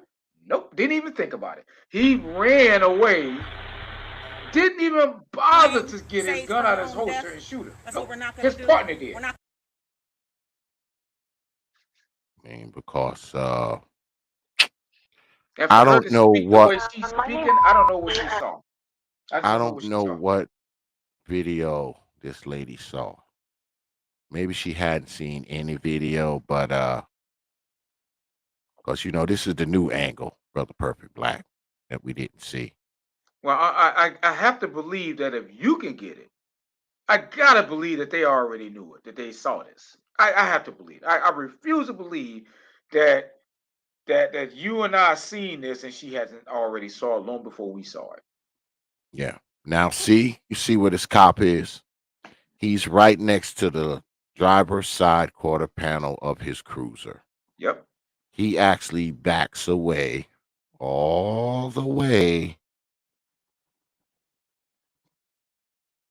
to here. See him? Way in the rear. He's in the back of that cruiser now. So he's done quite a bit of backing away, right? Because he was at the front, and look where he is now. In fact, the cop with the taser is closer to her than he is. Mm-hmm. And the guy doesn't shoot until he felt that his partner was in danger, not Yeah, himself. he did. Yeah, he didn't shoot immediately. He's backing up, keeping at least 20 feet away from her or something. Yeah. He's making sure he stays a good distance from her. Yeah, But he doesn't shoot until he felt his partner was in danger. Yeah, I mean, once she started chasing the partner with the hunting knife, that's when he shot. Cause look where he's standing. She was able to turn around and give chase to the other cop. She's closer to the other deputy than she is to the guy with the gun out. He's at the back of his vehicle. He's literally backed up from where he was standing. He was up where this other deputy is now. He was there, but now he's at the rear of that cruiser. All right, and he still hasn't shot her yet. He hasn't shot her at this point. He hasn't shot her. Now, he didn't shoot her until here. Right? That's right when there. the first shot is fired. Yep. When he was closest, when his partner was closest to her. Yep. That's when the first shot was fired. Now going back to what old girl was saying, and I know some people what may she know. might have done. She said, she mentioned this term, grown men. Grown men, as if they were going up against some helpless human being. And see, this is what bothers me about the feminists. That's that cold word. That's that dog whistle code word. Grown men. These are grown men, as if to say that, well, you guys are grown men. You could have subdued her. She said everything but that. You could have just subdued her. You're grown men. You're wearing, because she did say you're wearing vests. You're grown men. So she basically was saying you could have just subdued her. She's just a woman. So what she had a Rambo knife. That don't matter. Exactly. What happened to equality? Whatever happened to equality? So what, she had Rambo's knife chasing the cop. That don't matter. See what about all this? See, what about all this sexual, equality, equality of the sexes and all that? That means you get to smoke just like a man do, and even in that situation, you didn't get to smoke like men normally do. Nope. We don't take a shot and then and while you help us and get some medical attention. Nope, we get our asses drunk. We get shot 2 or 3 times and then get shot some more Yeah, while we're on the get ground. shot some more.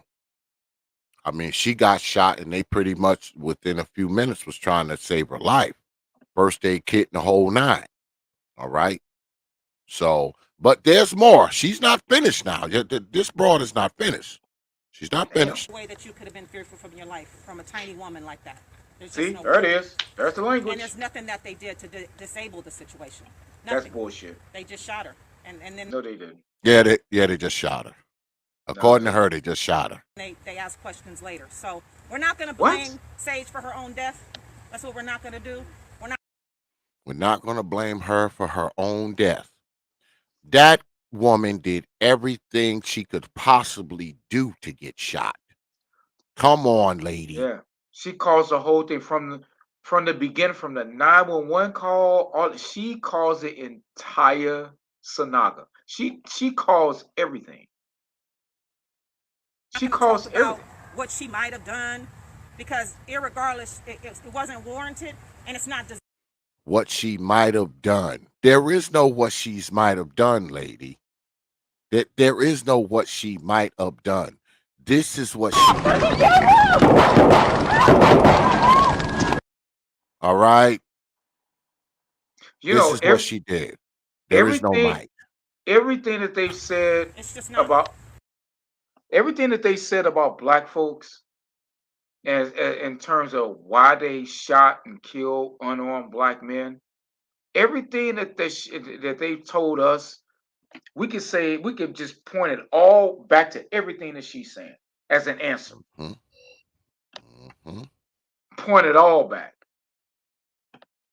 Yeah, this lady doesn't know what she's talking about. She just out there trying to get some camera time. Nobody should have to go out that way. Nobody should have to ever be killed in front of their children. No children should ever have to witness anything like that. Anything. And that's what the police should be focusing on too. But they haven't done that. Not once have they asked his family if they need anything.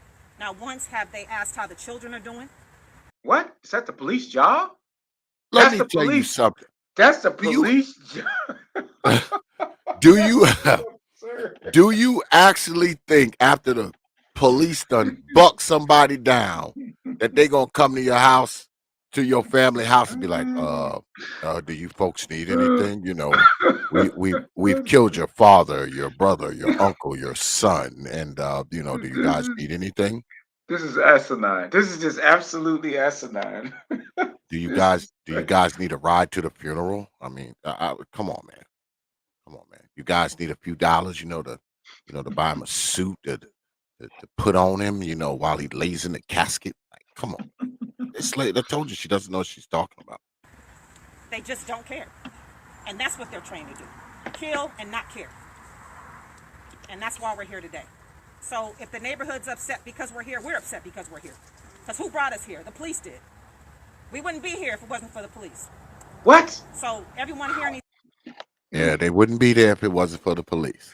I think white women need to be careful here. And I'm going to say this. White women, you guys need to be careful about having black women being your spokesman. Yeah.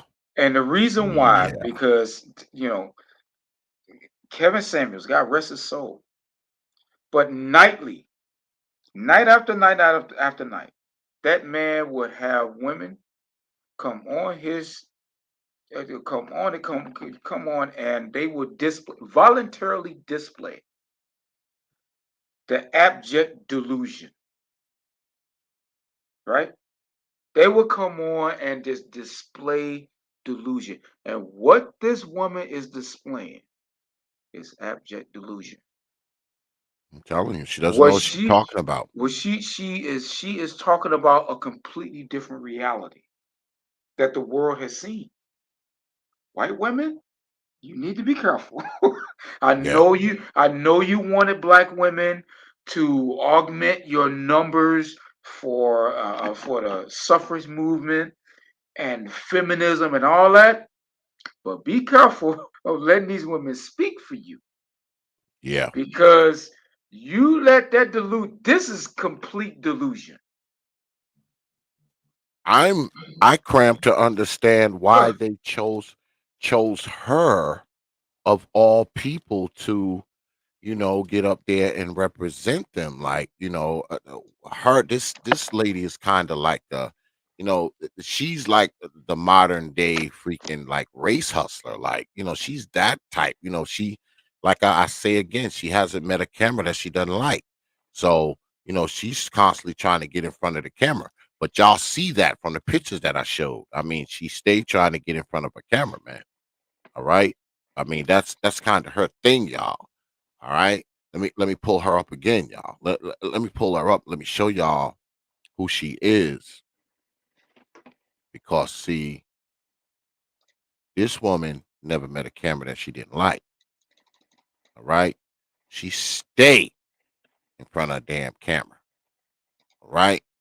She stayed somewhere in front of a camera. All right. She stays in front of a goddamn camera. Stays in front of one. Stays marching for everything. All right. She stays marching for everything. She stays marching for every goddamn thing. Everything. Everything. All right.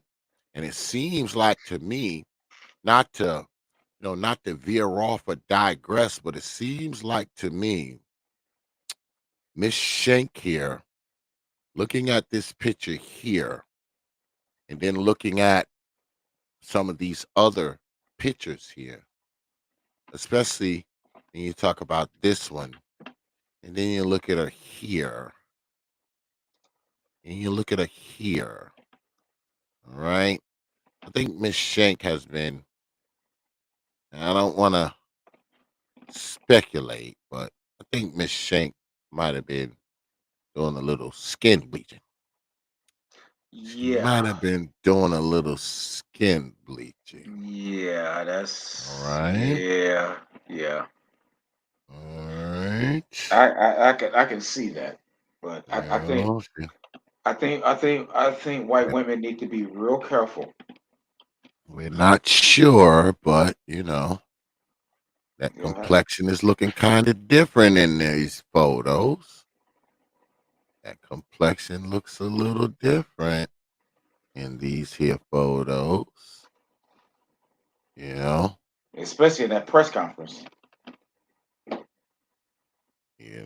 So we have to be careful of the people that we claim represent us, y'all. We Yeah. have to be careful. And look at her. She's every fucking where. I mean, everything. She's there. Cause she'll go from marching here with Black Lives Matter to doing this. To doing this. We don't want to be doing press conferences for white folks. Which is it? Which is it, lady? Which is it? But the hell do I know? I don't know anything. But we continue because she's not finished. in your neighborhood. We don't feel safe. But we're here because they brought us here. Anyone else? You said Sage came from Oregon. Yes. Was she from the Sacramento area originally? No. Or what? No. Anyone else? Do you know how long she was in this area? That's unknown at this time. How the hell? How do you not know? How do her family not know how long she's been in the area? And That's how do 'cause you not know if you're purporting to be the damn spokesman for said family? Told you this lady's full of crap, man. You know what this sounds like? This sounds like, and this is, this kind of based on everything that we've seen. So, the Allahu Akbar and all that type of stuff going down to the wire. I mean, going down to her death, seeing that shit and holding a damn knife. and coupled with the family coming down, and they don't even know how long she's been in the area, that Yeah. tells me they probably disowned her. Yeah. Either because she's probably because of the she's had some Muslim affiliation. They don't like it. I don't know if she's had some black affiliation. I don't know. But definitely she's had some Muslim affiliation and they don't like her and they don't like that and they probably disowned her. That's probably why they likely don't know nothing about her life. Otherwise, she wouldn't feel the need to go door to door to strangers' houses looking for coats for her kids. Yeah. So the family probably disowned her. Coming from Oregon all the way down to California, they disowned her. That's why they Or don't they know anything about her damn life.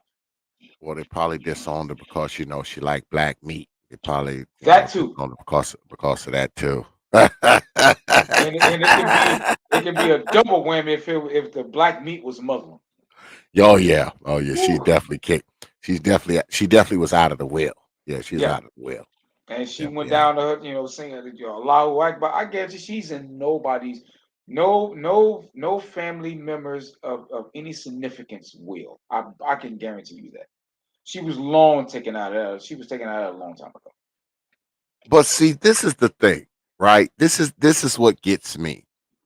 Now, this lady here, who I think is full of crap, by the way, she's out here speaking on behalf of somebody who literally charged the police and tried to jug them with a hunting knife. Basically asked to get killed. Yes. Now, where are the people like her? Why aren't they standing out there in front of where Quadry got killed at? Why aren't they out there talking shit about the Lawton, Kentucky, Oklahoma, the Lawton, Oklahoma police department? Why are they not challenging them? I would expect this type of coverage, this type of presser, so to speak, for someone like Quadry Sanders, because Quadry Sanders literally did not deserve to die. He was surrendering. This white girl was not surrendering. All right. Now I know this lady want to get up here with her damn a copper colored wig and make it seem like this girl was trying to surrender to these police, but she wasn't. She literally broke into a sprint and tried to jug one with the knife, and probably would have if the partner didn't shoot her. So where are the press conferences for Quadry Sanders? Why this lady ain't got her, I don't know what she is, ass doing that type of thing? And I'm going to tell you why. The reason why you don't see these types, the Black Lives Matter types, the Leah Shank types, where Quadry got killed at, is because one of the people who killed him was a black cop. If it was two white cops that did it, they'd be all over it. They would be all over it. But being that one of the cops who shot Brother Quadry was a black cop, they won't touch it. You won't see BLM. You won't see people like her. You won't. And if you do, please hit me on my email. I really need that footage. And I'll retract my statement. If you see Leah Shank or any of the so-called BLM brigade anywhere near the Quadry Sanders case, please hit me on my email. Please do it. Please do it, because I need that footage. But we continue. Since last year, but I don't know that we know the exact month. You said police hasn't been getting back to you guys. Have you guys reached out, or are you guys just hoping that they get back? Oh, we reached out. How many times? I don't know that we counted, but we reached out once, 10 times. We reach out in many different ways. This is a way of reaching out. Where are they? They're not standing in solidarity with the family. Now, why would the police be standing in solidarity with the family of someone that they shot? Listen to what this woman is talking about, man. Listen to the things she's saying. Listen to the things she's saying, y'all. It's like, what are you talking about, lady? Why would the cops be out there with your ass? They know who you are. They know you're totally ridiculous. And I just don't think the police make a habit out of hanging out with the families of people that they of killed. I don't think the police make a habit out of doing that, lady. I just don't. But anyway, we continue. There's no apologies. There's no nothing. So we already know where they stand. We're prepared for that. But today is about Sage. Oh, 4 and 6. What else can people do in solidarity to support the family? Is that one of the reporters too, sitting on the fucking gravel? Or is that just some person that's kind of there? I don't know. We continue. Well, she's going to be taken. So since they're from Southern California, everything will pretty much be happening down there. I would just say keep a close eye on social media, because that's pretty much how we communicate nowadays. And if there's anything else moving forward, we'll post about it. Those of us that are here that have sites that get around to the different neighborhoods will post on anything like that. Yes, thank you. I do have one more question. Yes. How do you feel about if we use the hashtag say her name locally? We would love that. Yeah, Justice for Sage we've used. Sage, Rage for Sage. That's another good one. Yeah, all of those work. Yeah, we appreciate that. Thank you. And that's big, talking about it on social media and getting it out so that people are aware of what's going on, because that's the only way how people know is if we speak out about it. Thank you. Yes. Okay. Anyone else? Thank you guys for being here. I know the family greatly appreciates that. I'm sorry that we can't say more at this time. They do have an attorney. So more information will be coming out in the coming days. And we'll get that out to you guys, those of you I have contacts with. I'll make sure that you guys are brought abreast on anything that we find out. Thank you. Thank you.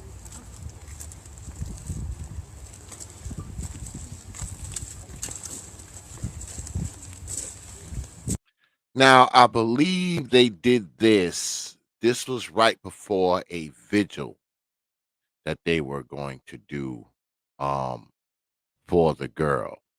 But I want to show y'all something, right? Because she spoke about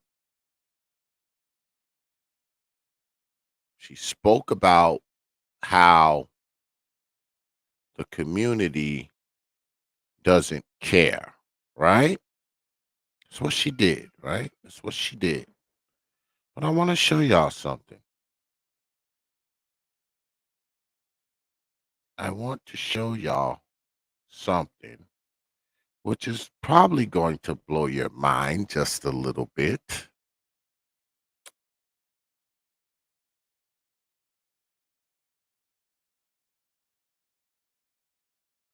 I want to show y'all the city where this happened, because this happened in Nevada City, right?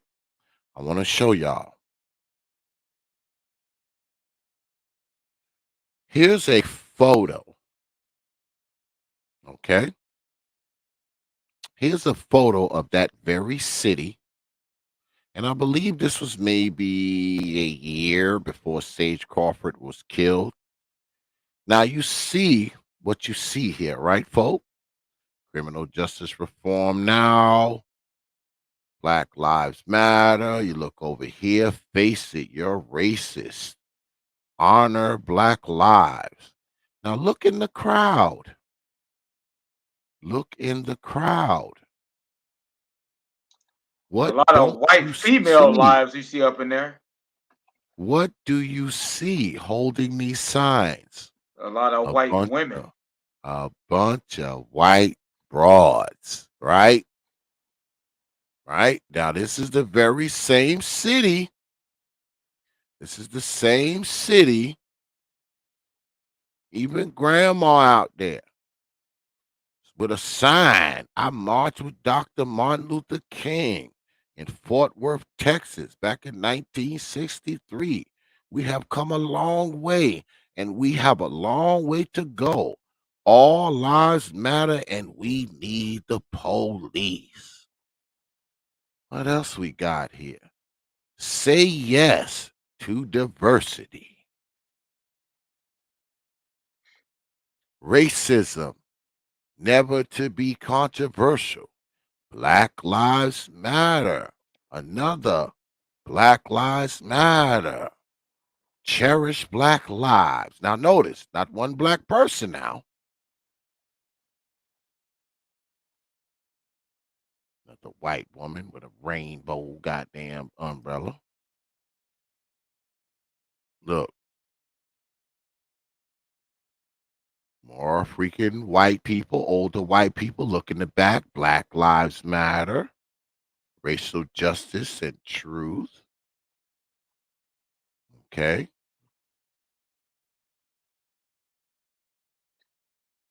Another picture of the white girls. So this is the same city that Sage Crawford was shot in, right? Now, these white folk here obviously are woke white folk in that city, right? And they probably have been more involved with this so-called social justice stuff than, this lady here. All right. Because I don't even think this lady who's speaking for them, I don't even think she's from this area. I think she's from like the Bay Area. All right. So her saying that, oh, this community, doesn't care about any of this. These photos contradict that in my mind. I mean, because they obviously are putting up a front like they give a shit about this. But maybe she's saying that because the girl is white. Maybe they would care more if it was a black person, right? So you got all these opposites. You know what I'm saying? Maybe because the girl is white, that's why she's saying, they don't care or whatever. That's why they're not marching for her. You fill in the blank. But I want to go back to Brother Quadry. Brother Quadry. Brother Quadry got no press conference. Brother Quadry will get no march. Brother Quadry will not get this damn lady out there talking. Or BLM. He just won't. Even though he was freaking unarmed and shot twice in 2 separate freaking volleys of police gunfire. And I say again, I see cases like this, man. These cases like this bother the shit out of me. Because notice, y'all, I've been talking about it the last couple of streams. So it bothers me, right? It bothers me how they did this young man. It bothers me. And I'm going to follow this case because I want to find out what happened to these police. So I will be keeping y'all up to date on the Quadry Sanders case. I will be keeping y'all up to date on Officer Hinkle and Officer Nathan, I believe his name is. The white cop is Officer Nathan. The black cop is Officer Hinkle. I will be keeping y'all up to date on this case because I say again, this fucking case bothers the shit out of me. And I'm not going to let it go. I'm probably going to try to see it to the end. So if you want to find out what's going on with the Quadry Sanders case, just stay tuned to the T.P.O.T YouTube page because we're going to be on it. We're going to be on it because this case fucks with me, y'all. But go ahead, Brother Perfect Black. You got it. I'm gonna say this, and I'm gonna go to bed. But I'm gonna go in this area here because this is actually where I really wanted to go, because it actually been weighing on me.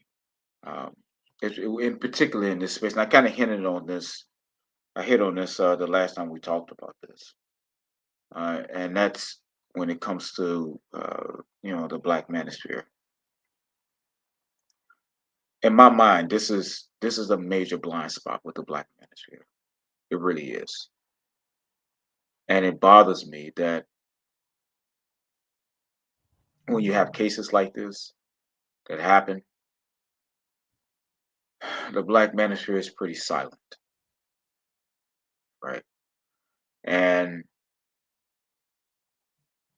I mean, the Black manosphere is supposed, and again, I am a supporter, a major supporter of the Black manosphere. I really am. But this is where I think there's an Achilles heel. Because we can't, and I mean we in general, we can't say that Black men's lives matter only when it comes to the family courts, relationship matters,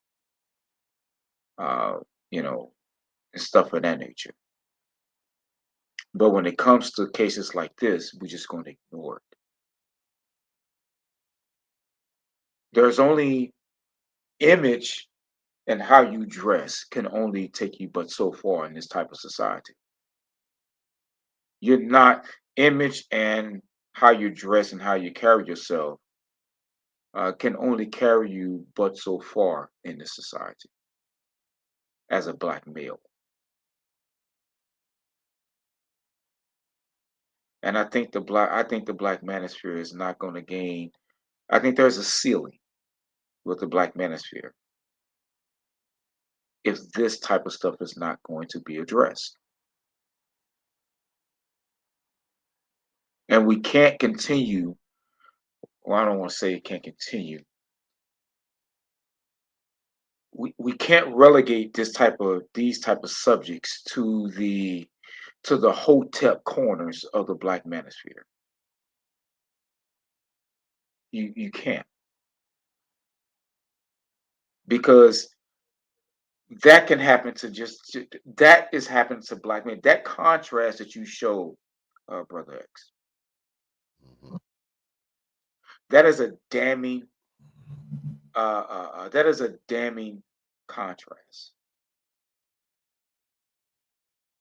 That is a damning contrast.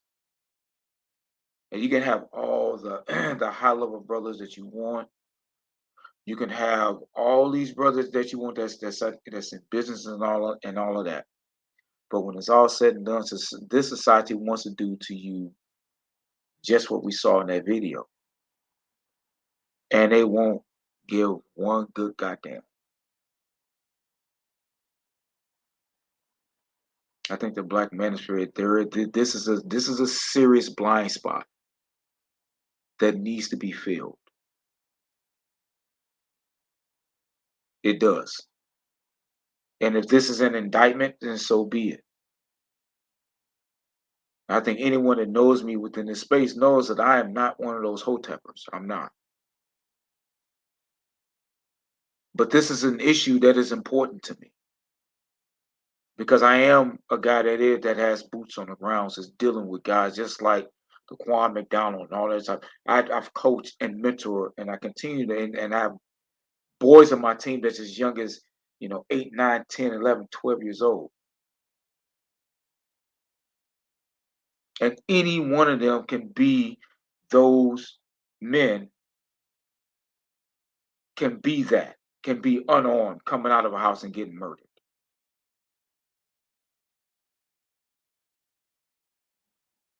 How you carry yourself, how you dress, the people that you choose to hang around, that can only take you so far. It would not completely inoculate you from this type of treatment. It just won't. Sure, was that brother probably within an area that he probably shouldn't have been in? More likely, yeah. Then does that lend yourself to that type of treatment? Yep, it does. But does it completely inoculate you from it? No. Just as we saw as our own children, our young boys. Cops coming up, he's playing in the playground, boom, shot dead. Are we going to then say that he shouldn't have been hanging around with thugs? No, he's by himself in a goddamn playground, and some asshole called the police on him.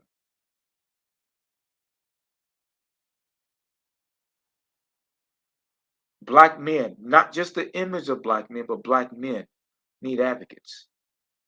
And right now, one of the biggest advocates for Black men is the Black manosphere. And I can say that This is a big blind spot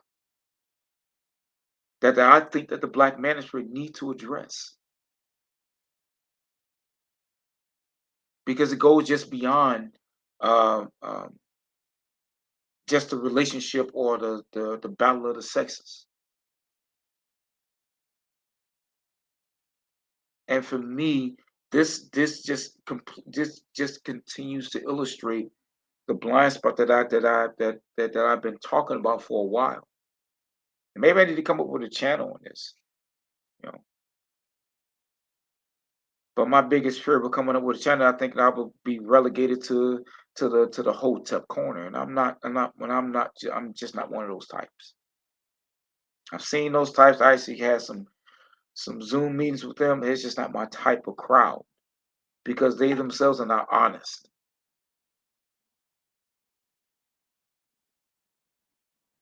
But I think that the black manosphere need to do something. They need to when you look at that, and the black manosphere is silent on it, in my opinion, you can only say that you are for black men, but for so long without you addressing this. Sooner or later, even the mainstream is going to grow deaf to you because they're going to know that you're not serious. Because even they see what's going on here. They see this contrast. Don't you think for 1 minute, Brother X, that people that's in focus groups in the mainstream media have not done the same type of contrast, compare and contrast videos that you've done? Don't think for 1 minute they haven't done it, because they have. I know they have. And I would think Yeah, it's I just thought it was odd, you know, the treatment of one case, you know, relative to the treatment of the next case. Now, mind you, I say again, they're two different police departments, so you know that there's something to be said about that. no, it But is. It you is know, two different police departments, but we're still talking about the police department. And when it comes to black males, the treatment is always the same. See, it's two different treatments. You get the treatment of black men, and you get the treatment of everybody else. Black women get the same treatment of black men if they are immediately accompanied by black men. Otherwise, they're not going to get the same type of treatment. And there's something to be said about that. And this space, in terms of when I say this space, talking about the black men, it is never going to be really taken serious until until the entire issue, that all the issues that befalls black men is addressed, including this.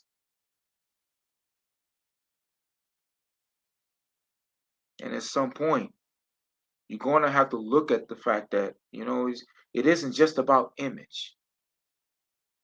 It isn't just about dressing right. It isn't just about speaking right. It isn't all about that. All of those things play a part, no less. Yes, they do. I'm not I'm not Dr. T.S. Johnson, people guys I respect. So I'm not a scholar like that. But I do consider myself pretty educated. I am in more of in the corporate realm. So I know what type of image would work and what would, got a good idea which ones would work and which ones don't. So I do have a warm place in my heart to when of the message where, hey, you gotta make sure your dress is good, your speech is good. You can't have certain uh, elements within your immediate surroundings in order to be taken serious. That is true, but that's not the whole of it, because you can have all those bases covered, and you're still going to be seen just as threatening as the young black man that we're seeing on this video tonight.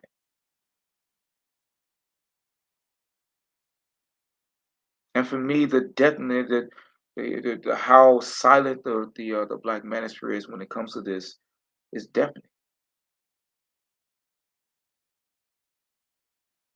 That's why I Yeah, continue to say, brother, I may this have to is a reach blind out to a spot. couple of the brothers. I might have to reach out to a couple of the brothers and see if we can, do something. I would love to be a part of it because I think the black ministry is a really the way that it is going, the way that Kevin has taken it to be mainstream, the way it is.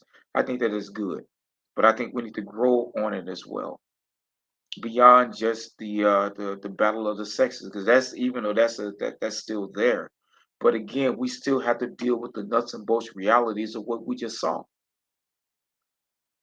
Those issues that Kevin talked about is not going away, but it doesn't hide, it doesn't cover up what the videos that you just saw. It doesn't cover that up.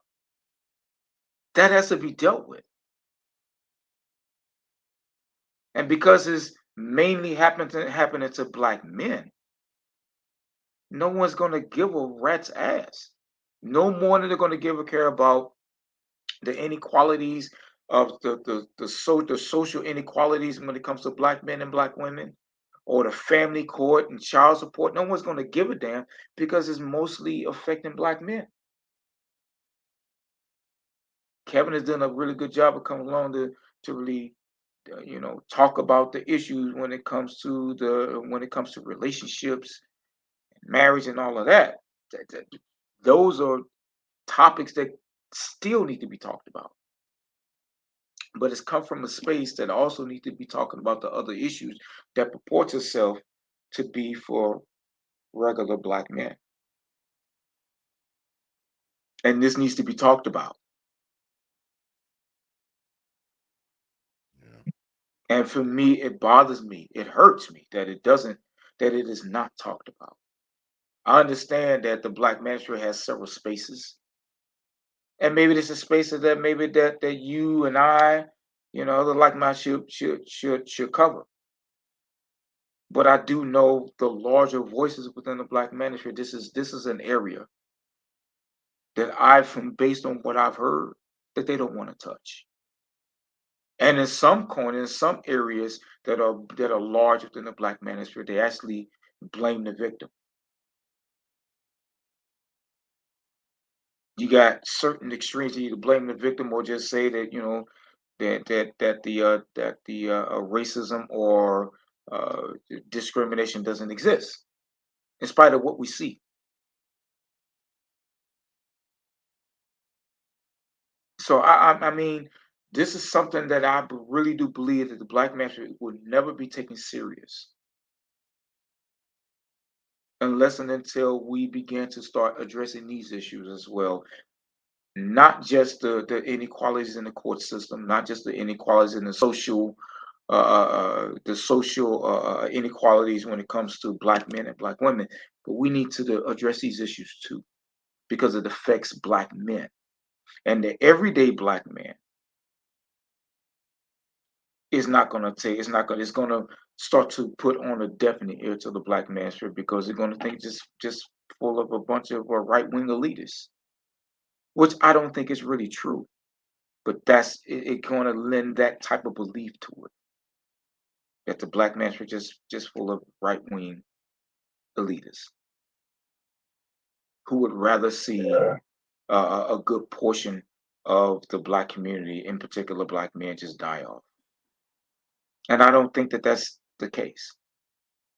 I've talked to some of Yeah. these guys, and I know that that's not the case. I just Yeah, think that I some of don't it could believe be I more don't believe that either. right. I don't I don't think that. I just think that they should be more vocal about these type of. I know they would probably say, "Well, I need to stay in my lane." Well, when you get to a certain point of notoriety, your lane kind of expands whether you like it or not. So I would say that you would have a responsibility if you're going to continue to call yourself a leader amongst black men. I think you would have a responsibility, because this is a major issue amongst black men. This is a major issue that befalls black men. You can't be a leader amongst black men and ignore this issue. I'm sorry, you can't. You can't. You cannot be a leader, or at least call yourself a leader amongst black men, and have such a big following Maybe I should say that. Maybe that's the better term. You can't have such a large following of black men and not address this issue. You can't. And it can't be, well, it's all your fault. I'm sorry, you can't. There can't be.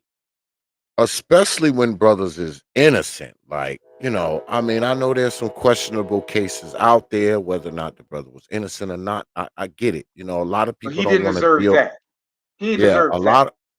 a lot of brothers don't want to deal with the ones that are questionable. But I mean, the ones that aren't, man, where it's clear cut, just straight up murder, man. I mean, it's just that. That's what fucks with me about this case. Like, I mean, Yes. this dude was literally surrendering. He wasn't running. He wasn't, fighting. He didn't have a knife. I mean, when it's this clear cut, I have to say something. I mean, there's no questioning this. All right. This is one that cannot be questioned. And these are the ones that bother me the most. All right. These bother the shit out of me, man.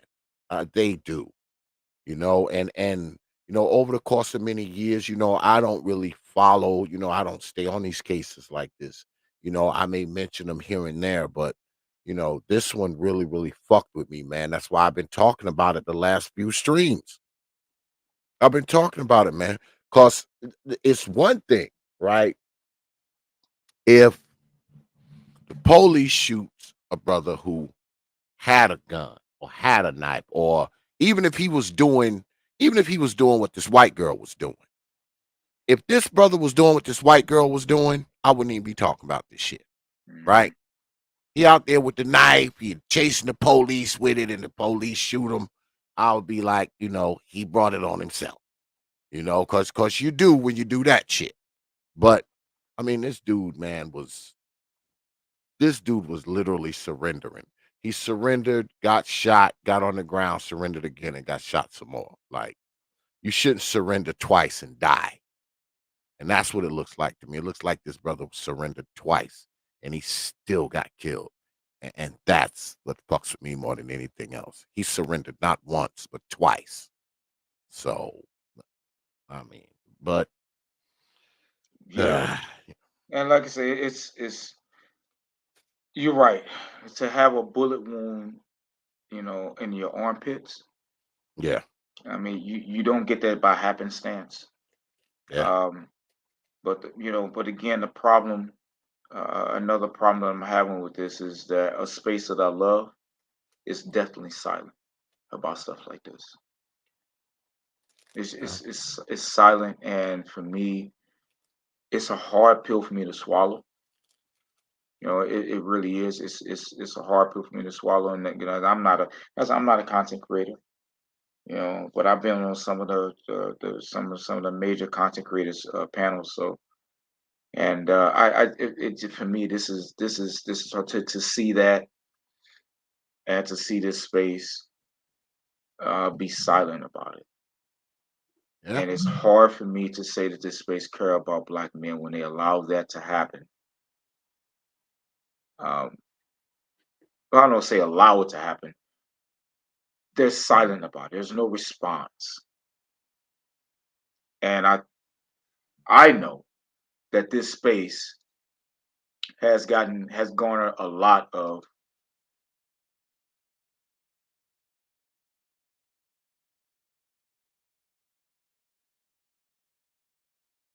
Oh, damn. Lost Perfect Black. Well, we about to wrap it up, man. Like I said, though, man, this goddamn case bothers me, man. This case bothers the shit out of me. It's Quadry Sanders' case. How about that, though, man? I mean, like I was telling Perfect Black, we got two different police departments, right? Two different parts of the country. What if Brother Quadry had been confronted by the Nevada City Police? Would they have given him as much benefit of the doubt as they gave Sage Crawford? And likewise, what if Sage Crawford had been confronted by the Lawton, Oklahoma police? Would they have just ran in there and shot her the way they shot him? Now, I know these are two totally different cases, two totally different circumstances. They called the police on Brother Quadry because he was at a house, and they were saying that, he had a gun, and they said that it was some kind of hostage situation or some old foolishness like that. Hold on a second, y'all.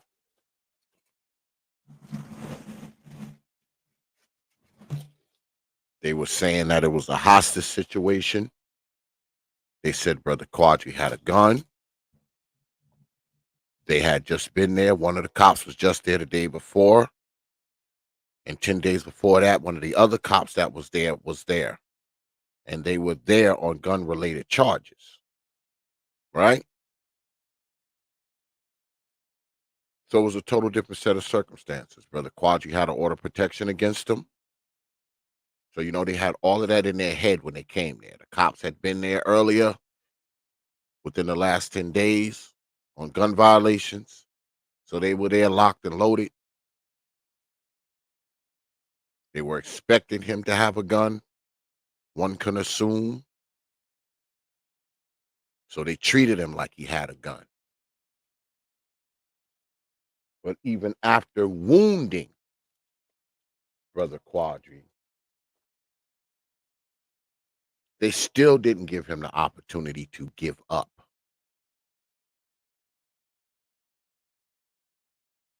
Brother Quadry surrendered twice. Not once, but twice. And like I said earlier, I missed it. It looked like he was trying to surrender for a third time after he had been shot 12 times. So I say again, if that were Sage Crawford, would the cops have done the same thing?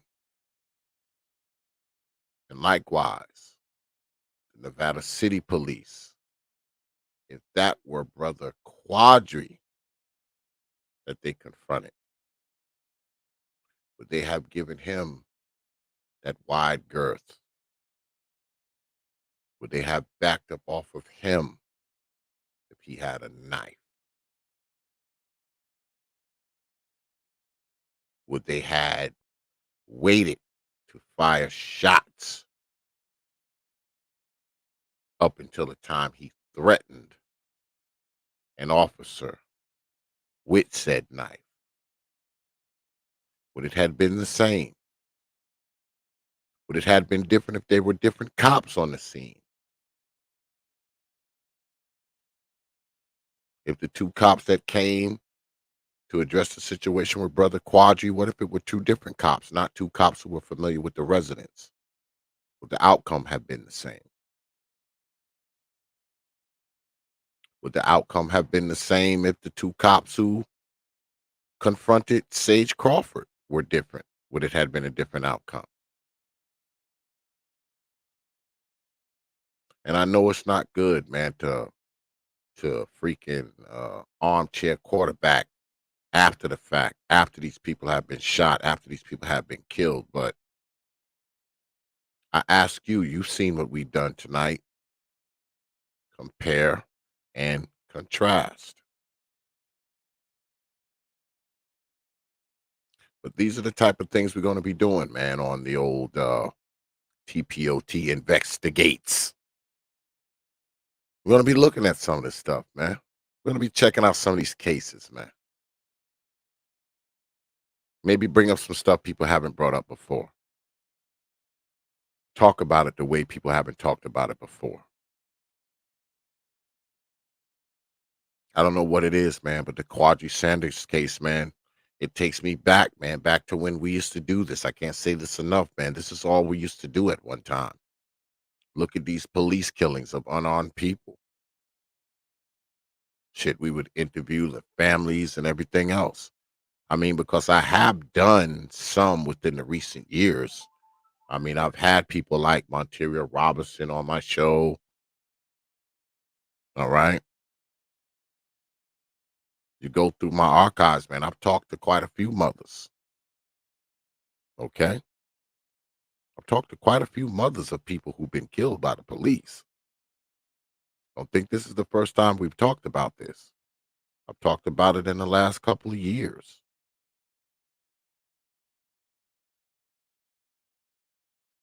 I'm also talking to people who their sons have been killed mysteriously. People like Melissa McKinney's from Missouri has also been on this show. All right. Had quite a few mothers who their children have been killed. They're very familiar with me. I have their phone numbers and they have mine. Maybe I'll start bringing some of them back on here. Find out what's going on with these cases. Find out what's going on with the civil suit. Find out whether or not if any cops have been indicted. I think that's what we're going to start doing on the old T.P.O.T. Investigates. Catch up with some of these people who've been on here. Talking about how their sons were killed by the police. But we'll see. It's the start of a new series, and I think it went well. And I look forward to more of this stuff. But I leave it up to y'all, man, to compare and contrast the handling of both of these cases. The response of the police before, during, and after the shootings.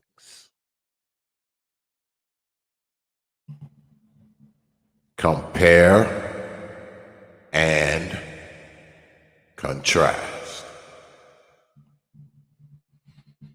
But that's all. So we're going to go ahead and wrap it up. But before we get up out of here, I got to hit y'all in the head with T.P.O.T's programming notes. Yes, time for programming notes, man, you know, because tomorrow we actually have a decent show for you Negroes, because tomorrow we're actually going to be interviewing a real live millionaire. That's right. A real live millionaire will be in the house, and he's a brother by the name of Christian Hutchinson. He's a self-made millionaire. I think he has a net worth of about $3 or $4 million, and he did it pretty grassroots, man, with hard work and some smart investing and some smart purchases.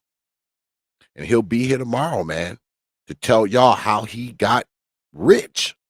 Yeah, he'll be here tomorrow to tell you how he got rich. Now, I know a lot of rich people, man, you know, they don't want to share with you how they got rich, but he will be here tomorrow to tell you how he got rich, and maybe, just maybe, give you a few pointers on how you can get rich too.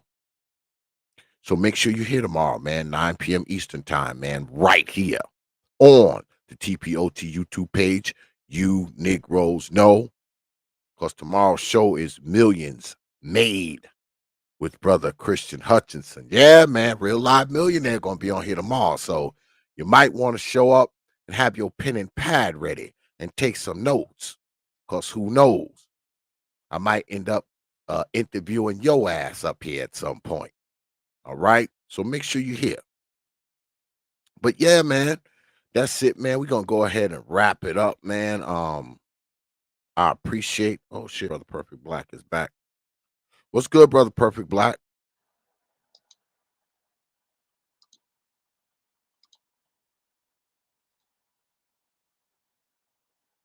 Yeah, we're gonna go ahead, man, and and wrap it up. But I appreciate y'all coming through tonight, man. And I appreciate my brother Perfect Black, coming through. Brother Perfect Black been riding shotgun with me, y'all, the last few streams. Yeah, man, I Any, had to go reboot ahead. this. I had to reboot this damn router, man. They had an issue over here. So, any parting shots before we get out of here, man? No, I already said all, man. I just wanted to come up and apologize. I had to abruptly leave the way I did, but no, I Okay. was I don't know what was the last thing you heard me say. So You said, well, you were saying that it was a blind spot in the spear, you yeah, it know, is.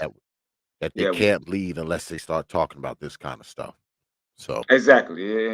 And I honestly believe that. I just don't think that this. I don't think that the spot that the space can actually lead until this is actually addressed. I just don't. I just don't. I don't think. Yeah, can it lead? Yes, but can it adequately lead? No, until this is addressed. yeah, Because you can't let this linger as and act as we can walk around as if this doesn't exist.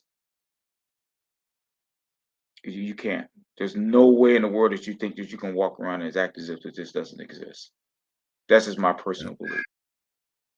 You yeah. know. But we're gonna stay on it because this here's a new series that I'm starting. I call it T.P.O.T. Investigates. And we'll be talking about these stories, man. Because brother Quadry Sanders, man, his story, man, kicked off some shit in me, man. Because like I said, we used to talk about this kind of stuff all the time, man. This is kind of where TPOT started, talking Yeah. about killings of unarmed people. It's kind of where our beginnings are. So, this is a new series. We're going to be talking about this kind of stuff on this series. And anybody out there, if you got any stories that you want us to look into, hey man, hit me up on my email, man. Hit me up. I'll look into the story, man, and we'll run it. We'll run it. Hmm. Trust me, we will. We will. And like I said, man, because I've talked to multiple women, man. I've talked to multiple mothers of kids who've been killed by the police, man. I've had so many of them. Man, I've had India Krager mother has been up here, Monteria Robinson has been up here, Melissa McKinney's have been up here. I mean, the list goes on and on and on and on and on. So it's not like we don't do this. We just don't do this as much, but we're going to be doing it. We're going to be doing a little more. All right. We're going to Hmm. be doing a little more. So just look forward to seeing some more of this stuff on TPOT Investigates, man. That's all. Well, That's all. that would definitely be good, man, because you definitely need it. I just wish the larger uh,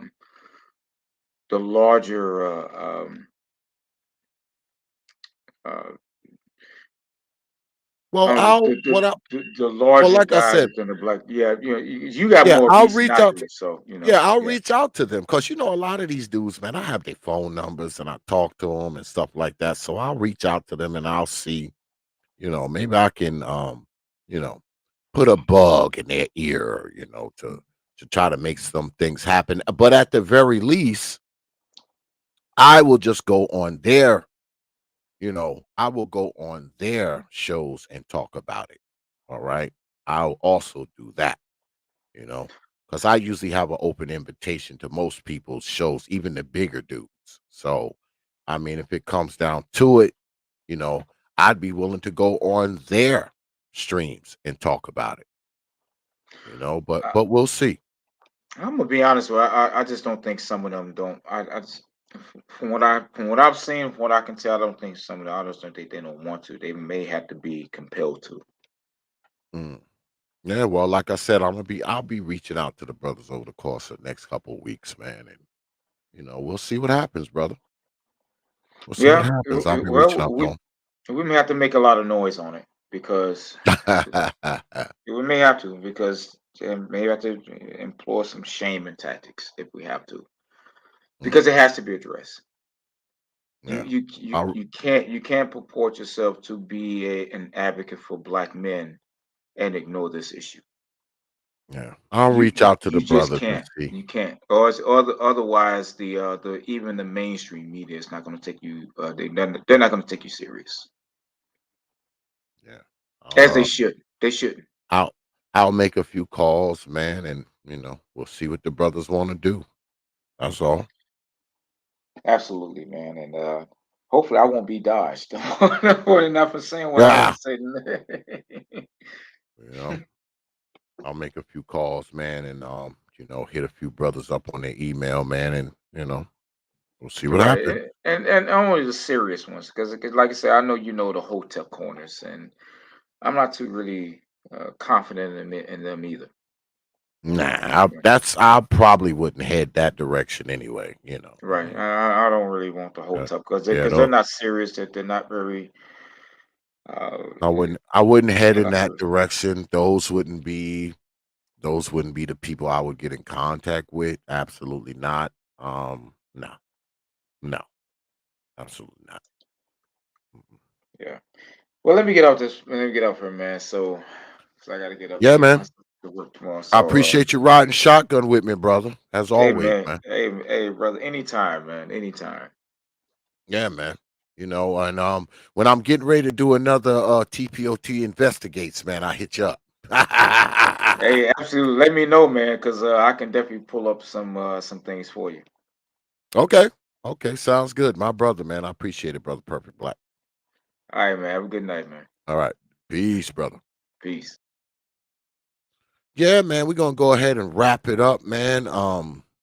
Shout out, man, to my Chi-Town brother Perfect Black. This is like the second time in a row he'd riding shotgun with me and shit.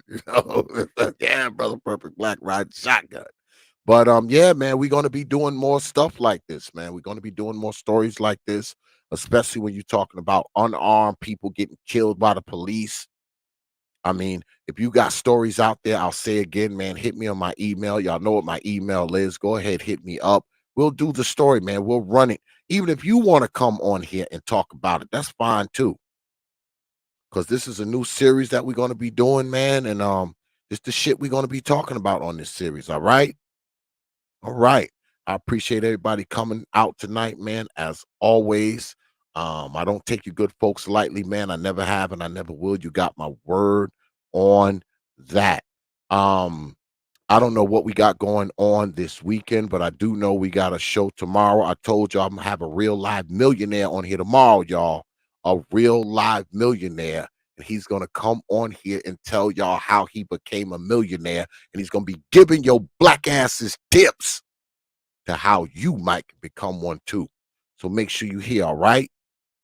All right. So with that, I will leave you good Negroes with 3 words. Like I always do. Open your mind.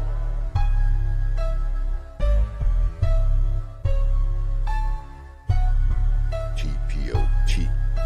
Investigate.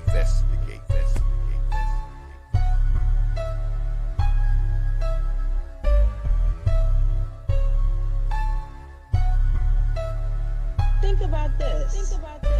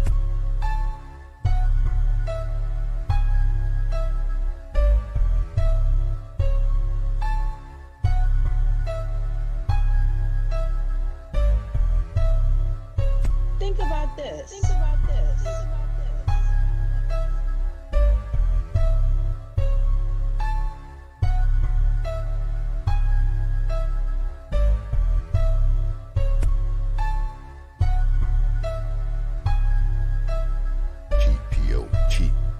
Investigate.